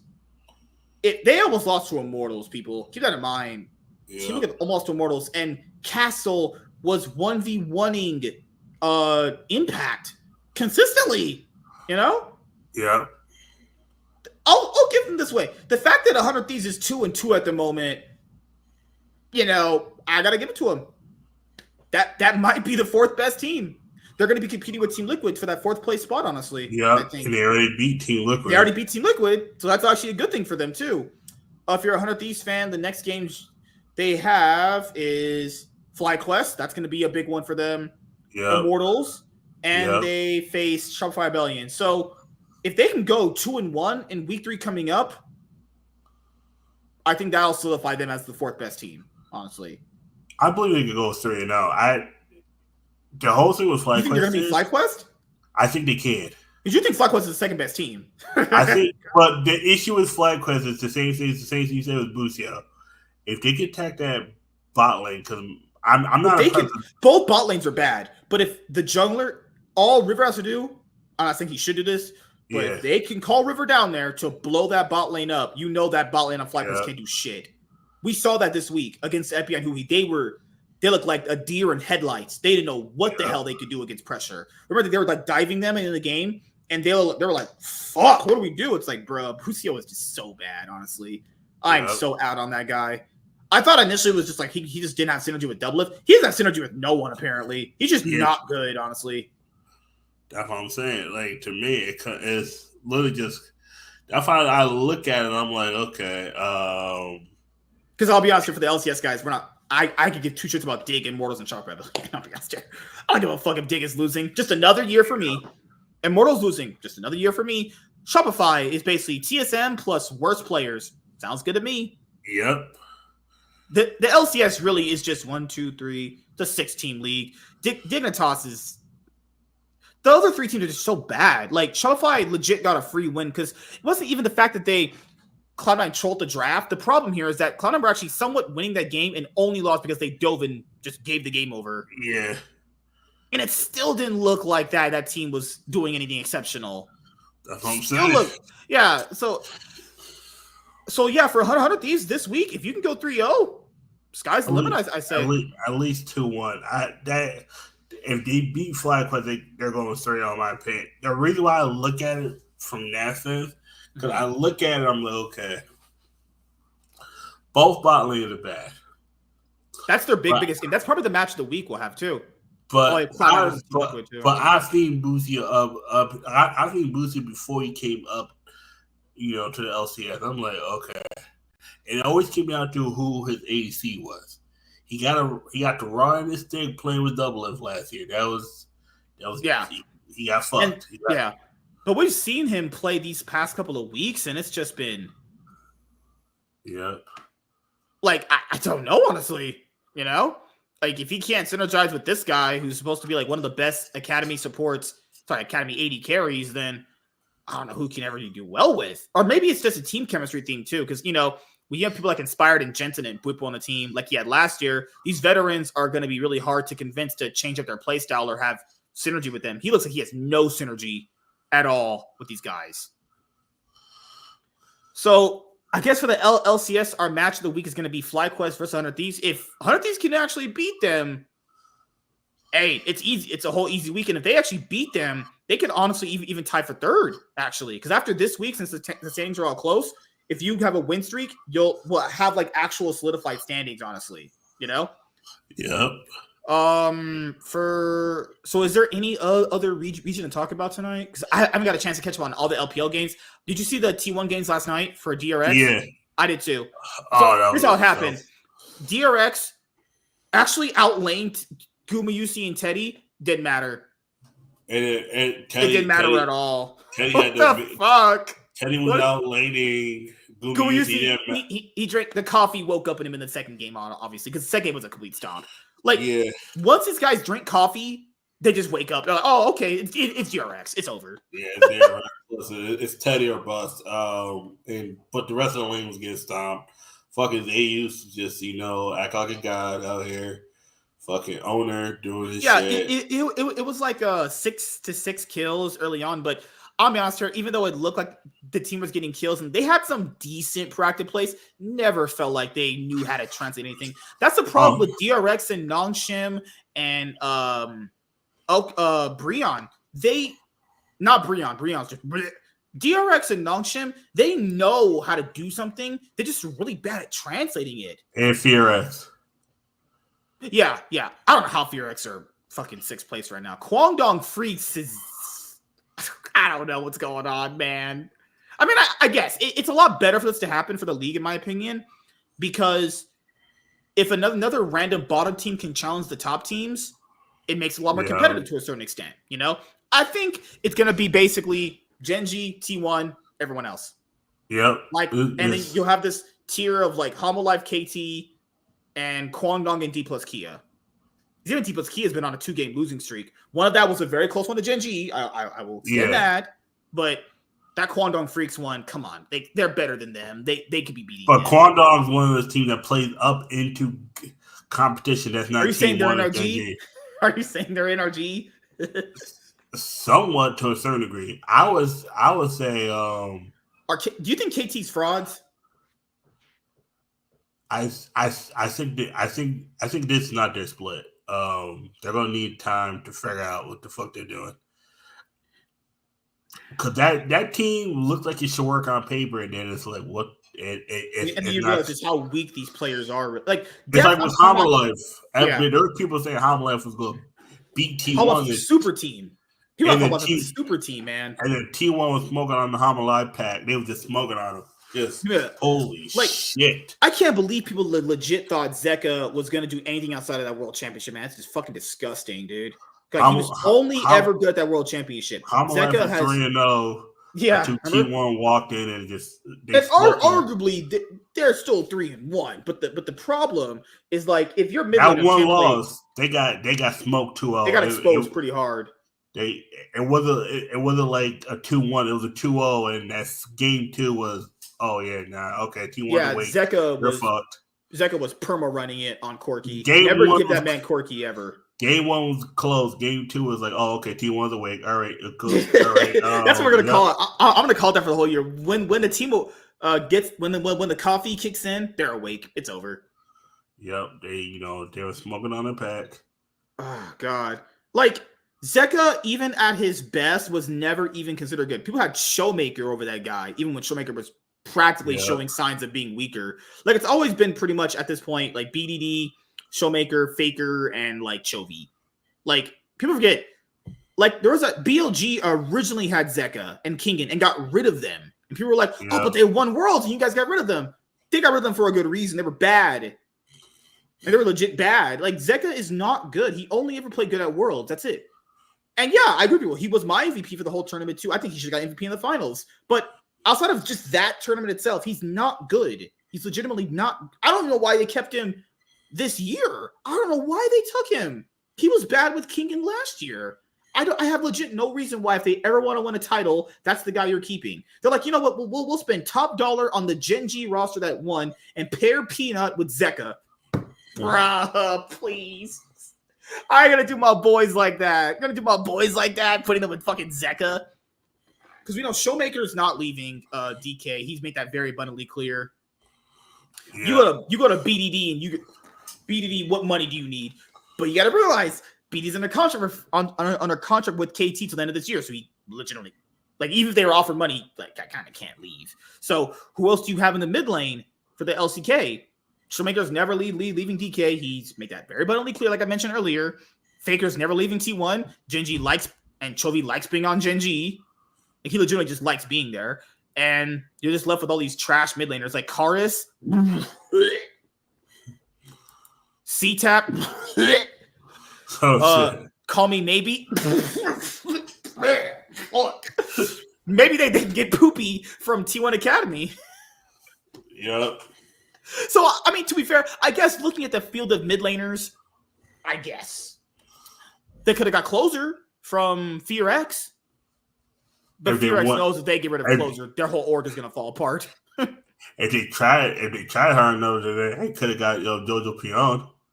Yeah, because Fear X wanted Jojo over Closer. Actually, that's crazy. Yeah. So yeah, like, if I'm being honest here, I would have just took a chance with a rookie over keeping Zeka. Like, he's not good. He's literally he's always been a middle of the pack mid laner forever. That's not going to win you a title. I mean, it could win you titles if everyone else carried him. Yep. But that requires so many other people picking up the slack, honestly. You know? And then Genji's just 4-0 because, you know, it's just Genji. Like T1, they're going to go... They're going to have a rematch against Genji. Depending on how that goes, T1 are going to be either 17-1 or be 16-2. And Genji will either be 17-1 or 16-2. At some point, Genji will randomly lose another series. It just happens. That's where my standings for T1 and Genji are. Who did Genji lose to again? No one yet. But if they lose to T1, theoretically, both of them will be like 17-1. There's a good chance that both of them end up being 17-1. Bruh. Imagine them being 17-1, and the next closest team is like KT at like 10-8, because every other team just like attack each other. Hanwha Life would legitimately be around like probably because Hanwha Life and KT are already in this. Yeah, one of them is going to be 13. It's going to be one of them might be 15-3, but I so doubt that, honestly. Nah. The highest I'll say is 14-4 or 13-5. I would say, I was about to say 13-5. I think Hanwha Life, given how good they are against other bad teams, I think they'll finish like 14-4. I think Hanwha Life might be the team that could take a game off Genji or take a series. Also, Hanwha Life's jerseys are disgustingly ugly. Them shits are like trash. Most of these jerseys are bad. If we did a jersey tier list, all them jerseys this year are going in the fucking dumpster. These jerseys are ugly, people. Them shits is ass juice. Oh, like, I remember how we reviewed all the jerseys and shit. Yeah. So bad, man. Good God. But yeah, we had a great episode tonight, man. Good shit. LPL. We'll do the LPL on Sunday because I legit have to go to the games. Yeah. But I know EDG is not good. EDG is not good. JDG's and BLG are going to be the top two teams. Go figure. Top Esports is going to be fighting. I'm still holding on for my RNG Dark Horse. RNG for life. RNG is going to be in the top 6, but they're not going to be like if they ever get to a finals, I'll be happy with that. I might actually do backflips butt naked. Honestly, it won't be like a spring final. It might be one. I'll be honest with you, they'll make spring final. If they don't get to a finals or a good placing in this split, they're screwed. I doubt it by summer they'll be this strong. But then again, you never know. Ninjas in Pajamas are 2-1, and that was a sketchy. That's a sketchy 2-1 too. That is a whoo. That's not a 2-1 where they're dominating motherfuckers. That's a 2-1 where these teams look like they're fucking match fixing. Actually. Oh yeah, no, most definitely. Did you not see that Azir play that happened in the JDG Rare Atom game with Yigao? Did you not see that? I saw that. I was like, Yigao, please. I love you, buddy, but you suck. That's why I say BLG got the better of the trade between JDG and BLG. Yeah, I love how JDG were like, "Hey, yeah, you gal, we don't need you for a year, and we'll just like win so many things without you." Yeah, we lost Knight. Hey, yeah, buddy. Yeah, come back. Yep. And he lost Knight to the team that you guys was just on. Like, ugh. Oof. Yep. Oof. BLG out here just stomping everybody. God damn, them motherfuckers. Knight is so talented. The one thing though about BLG is their early game is kind of suspect. But the issue is that if they get past 20 minutes and they're close to winning, if they draft any early aggressive comp, it's fucking over for a lot of these teams. If they draft, please never give Zun Brand Jungle. If any team lets that go through, you ask to lose the whole series. He is a god at Brand Jungle. If they draft early aggression, it's GG's. Like, oh my god. Let's see what else happened here. Update cart. Expired. The fuck? Oh shit. Product is no longer available. Oh, I wanted to get a T1 jersey from this from AliExpress. Honestly, I thought about that. I was like, I probably gonna be buying no more jerseys. They're actually cheap though. They're like $9 max together. Honestly, I was like, man, I was like, well, I was trying to do if anybody want to buy my 100 Seeds jersey. Wait, you don't want to wear it anymore? I mean, I might keep one, but I'm like, I'm trying to go back to how I was before when I was like living a minimalist life. I wasn't, doing too much. Oh, okay. Yeah. Trying to be blunt. I hate you. Well, yeah, that too. That's how I tell people, if you want to come buy my collection, let me know. But the whole, if I put it as a collection, the whole thing goes as one. There's no splitting up unless. Oh yeah, it's always like no splits. I like how people have to preference no splits. Yeah, it's like if it's like a show and jump collection, that stays together. The Lost Art, that stays together. If it's a trade binder, you can pick out whatever, it doesn't matter. But you gotta, if you want shipping, if you want shipping free, if you want with tracking, it's gotta be over 75. What do you want to call it? No, $35. Oh yeah, because you got to cover that. Yeah, shipping costs are a bitch. Good lord, man. Yep. Yeah, I was thinking to myself too. Buy a few team jerseys that I support. Like buy a G2 Cloud9 jersey. Just got to scale back on some stuff. It's not bad. It's just I got to rein myself in. You know what I mean? I just need the discipline to do. I know I have. It's been fucking up. People watch no games from Ultra Prime or Rare Atom. Anytime they're in the title for a stream, VODs. Yeah. No more. I am not doing it this year. I am not watching games from them ass orgs. I'm only really watching EDG because it just has the name value alone, but their roster is bad. They lost Mako. That's what happened. They lost Mako, and it's over. He was their glue for so many years. He's been on that org forever, and he's gone, and something must have happened to the point where he's left because he was their franchise player forever, dude. Nah, most definitely. A lot of LPL teams are switching around. He must have just not liked playing with Uzi. He must have hated that they brought over Uzi because maybe he didn't like Uzi and he had to be forced to play with him. Maybe it was that. Could be that. He's probably just sick of the team being. Because a lot of people have said Uzi's pretty hard to work with when it comes to bot lane. Any person that's won a lot is Uzi. It's gonna be hard to work with. I think that plus playing on a team that's not good, also not making it to Worlds. He's always usually customly made, making it to Worlds constantly. Yep. LPL cooler. Good lord. But yeah, man. Anything else you want to say before we head out? Actually, not too much, man. I'm just looking at it. And I'm like, it's gonna be a fun year. It's gonna be exciting. Yeah, it's gonna be a fun year. And no matter what will happen, I can't believe people keep saying I was trying to tell James, nah, man, BLG's a strong team, and with Knight, it just only makes it better. Honestly, yeah. When he was like BLG's not a good team, I'm like, bro, if that's not a good team, then I have no clue what is then. I'll say, okay, then what's a good team? Because if that's not a good team, I legit don't know what is one then. He kept saying LNG. I'm like, LNG is LNG. The team that was actually getting beaten by BLG with Yagao throughout the entire year is and somehow better than them. And then his argument was that one time that LG won, and it was like, and then what happened? LG didn't look strong in World. It was like, okay, LG looked stronger, and then what happened? Like BLG beat Gen G, a lot of the team that a lot of people thought was going to be the front runner to win the whole thing. Yep. What did LNG do? What did LNG do to make people go like this team's going to do? I could agree to the dark horse argument. I could. They had the players that in theory could do it. You don't think so? My dark horse was actually Gen G.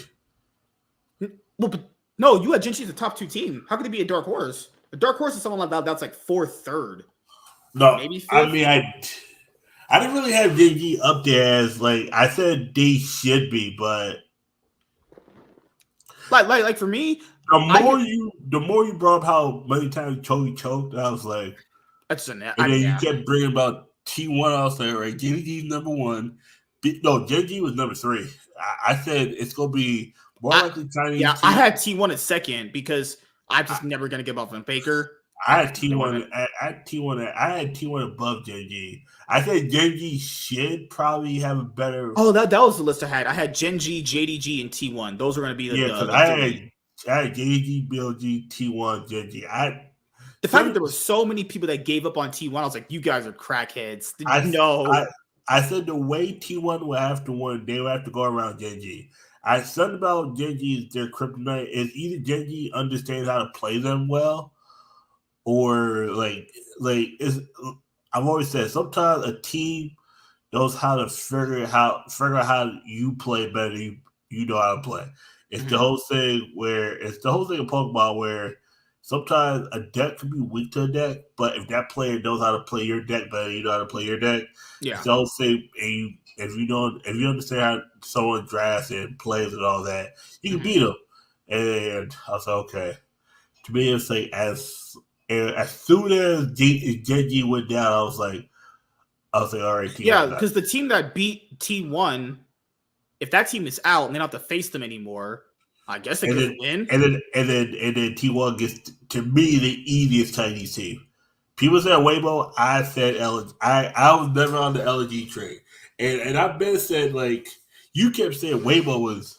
I think Weibo was shit. You said Weibo was like shit. I said I kept saying LG is shit. LG is not good, guys. LG got hot during the summer, but they are like not as good. I remember I kept saying that, and James thought it was crazy. I was like, James, T was about to fucking 3-0 them. And what happened? They got 3-0. Scout faced his dad. Yep. Tarzan went fucking missing in the jungle.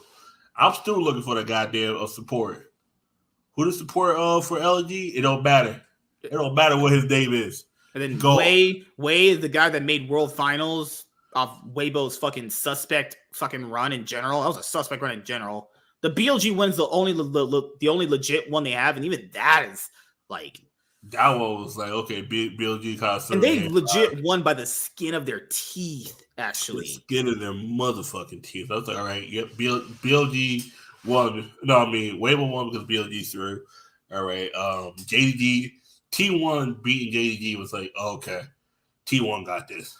Because whoever is most people even said if T1 beat JDG, if they find a way to do it, they'll win Worlds. Because at that point, they knocked out the contender to win Worlds.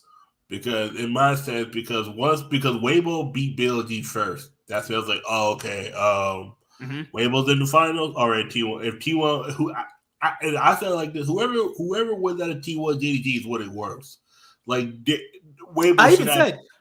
Remember what I said? I said if anyone faces Weibo, that's a free Worlds trophy. I legit say it's a free Worlds win to beat them. Anyone that faces them, doesn't matter. I was never going to be on that shit. Yep. It was going to be a 3-0 for whoever came out of that side. Because they faced the other Chinese teams. They faced KT, lost bad. They barely beat Fnatic. Any four of those teams that were on that other side could have beat them. LNG. Yeah. KT almost brought JDG to 5 games. We know KT would have whooped the fuck out of them. I'm telling you right now, if KT would have got to the final, they would have been. They'd be world. That'd have been a much better final. Fucking hell, dude! Imagine a Korean girl sucking fakers take a Telecom War Worlds Finals. Oh, I don't think they. I think it couldn't, man, because KT and T1 were on the same side. I would have preferred. Oh no, I was saying. Oh, you're right. No, I was saying in theory, if KT went to the finals over T1 and they would have beat Weibo too. I'm saying any LCK team claps Weibo. Weibo is a fraud. I think the final everybody wanted to see was Gen G versus T1, because once they couldn't see G, everybody wanted Gen G T1 finals. So it's like did Chovy finally wake up, and then when they lose to fucking, I was like, God damn, Gen G ended up losing to fucking BLG. That you could say was finals in and of itself. Yeah, they kind of got. Yeah, Gen G got the shit. But I'll be honest here. Even in like a lot of those wins that Gen G got in that series, it really just felt like BLG just stopped putting the pressure on them. Honestly, No, they did. Like even though it went to 5 games, it didn't look like it went to 5 games because Gen G were like playing a little bit better than them. Yeah, that's why I said BLG were a better team to face T1, even though I think they still would have lost. I think that would have been a much more satisfying and finals. The way they organized it. Dude, the schedule. Weibo faced NRG, easy. G2, they lost to G2. Yeah. KT, they lost handily to KT. They beat Mad Lions. That's a really sketch one right there. They remember Niski was beating Xiaohu, and they barely beat Fnatic because Fnatic's brain just couldn't figure out how to take out Baron. Yep. What a suspect run. What a sus run that is. And then they end up getting a quarterfinal opponent that they already had beaten before. Plus, they got the easiest one, too, in a sense. They already had a free semis. Because I'm telling you right now, if it was 4 Korean teams, like, think about this. Because none of the Chinese teams were going to face each other in the quarterfinals. Yeah, swap Weibo with LNG and put LNG against NRG and see if Weibo actually beat T1. No way. That's not happening. Oh, no. What happened in the finals happens in the quarterfinals. The same way. Yeah. It might be even worse. Fucking maybe NRG beat LNG, given how bad they were playing that day. Nah. LNG would have probably would have been 3-1 LNG. Oh yeah, because their level of bad to our level of bad is way different, honestly. They like LNG would have still smoked them. It would have been closer there. It would have been a lot closer. But like, let's flip it around. Let's say Weibo did make it. It was Daewon, and now there's 4 teams. What if Gen G ended up getting NRG? Like Gen G, they're the world, they're the universe where Gen G was worlds. Like, because everything goes in reverse. Like. Think about this. What if there's 4 Korean teams instead of 4 Chinese teams? There might be a world. There might be a world where you swap out Weibo and put in Daewon versus NRG. It might be the same. I wanted to see. It sucks that G2 choked in that series, but I wanted to see G2 versus Weibo. Actually, I think G2 wins. Yeah. I legit think if they face Weibo, I think they potentially make top 4. They did beat them before, and so it's not impossible to think that they could. They also had a great scrim record against the Asian teams. But yeah, 5 wins in a motherfuckers were like, yeah, NRG is way better. We'll put them scrim records. And then Fox like, we exposed them, and then Weibo exposed you. You play so fucking linear. You play staff. I'm like, you play so linear. You didn't change up anything. You beat the G2 team. All right, congratulations. I was like, dude, they didn't do anything. It was all right, cool. You beat G2. All right, cool. Yeah, both won. Yeah, respect the leagues, but guess what? It's all right, cool. Energy gets to the top A, and they get clapped right out. All right, cool. They knew they put them at the first game. All right, cool. Put them at the first game. They're going to be out in an hour and a half. They got pushed out an hour and a half. We forget about energy. All right, cool. Yeah, we're better than LEC. I was like, yeah, both suck. Yeah, both come like I was like, LCS said, oh, we're better than the LEC. No, we can't. How the fuck can we say that? We lost to fucking Game. One of our teams lost to Game. Convincingly. And not even that, BDS clapped the shit out of Golden Guardian's last memory. Yeah, I know a lot of people said the LCS was better than the LEC, and hey, I'm all down for rivalries too. But let's be honest here: Golden Guardians lost convincingly, and Team Liquid lost to GAM. Think about it: Golden Guardian's last memories is getting clapped by fucking Adam and the Gods. That is Golden Guardian's last memory is making a jersey. Oh, and people said the LEC was better. Didn't Fnatic beat Cloud9?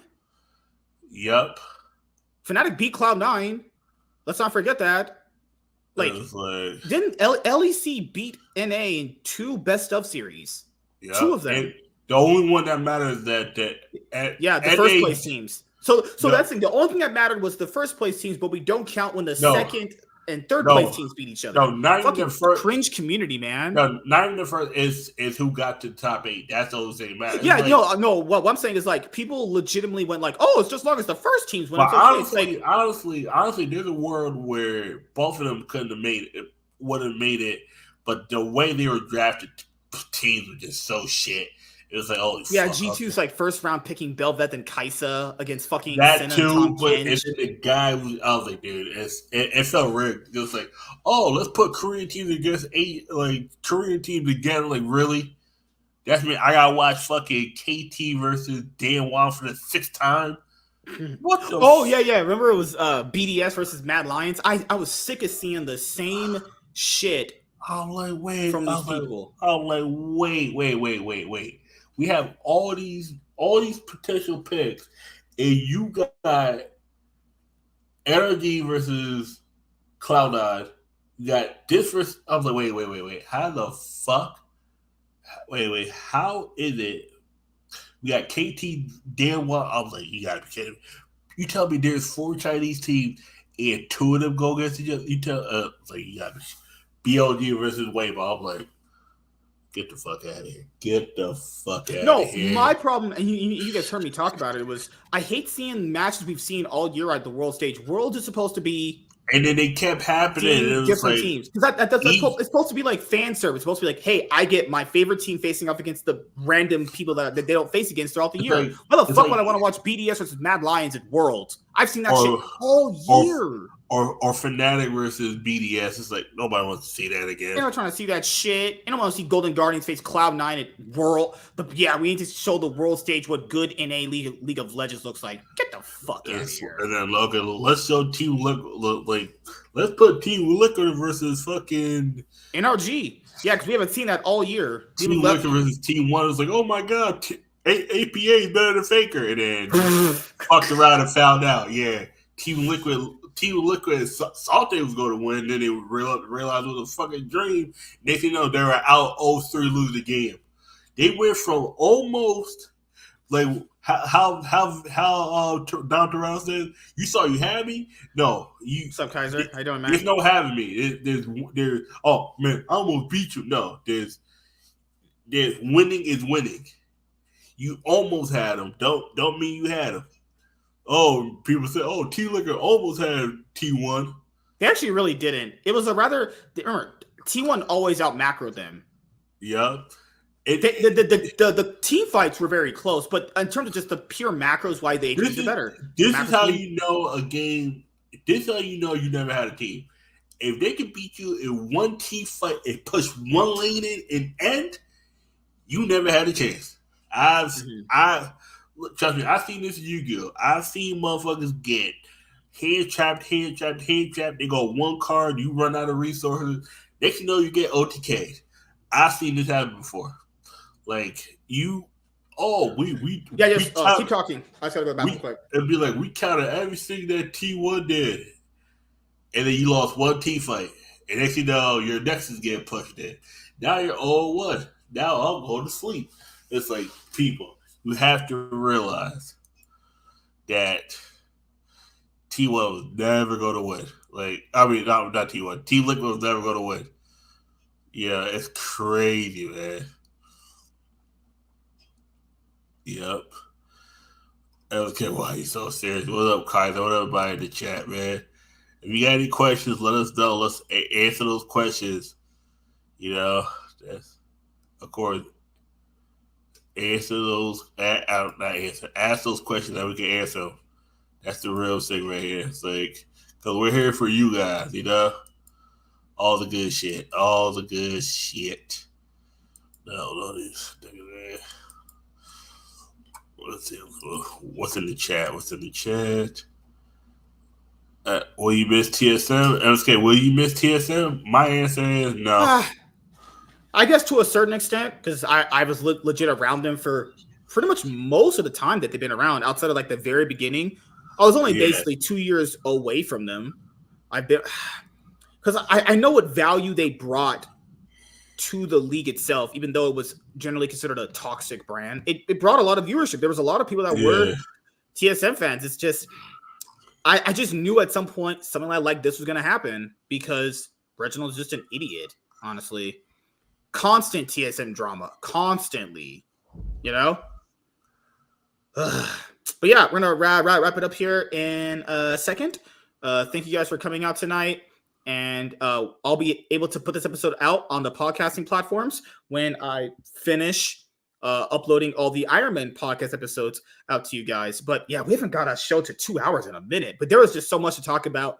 We'll be seeing you guys on Sunday. Remember, the Cloud9 podcast is at Sundays and Thursdays, and we also started a little bit later tonight because I had something that I had to go tend to. But next week we're going to be on our regular scheduled time. Oh, and for the Super Bowl week, me and Chaz already talked about it. We're going to start a little bit later on the Super Bowl Sunday because obviously I'm going to watch that because that's the last football game of last year to this year. So yeah, see you guys later.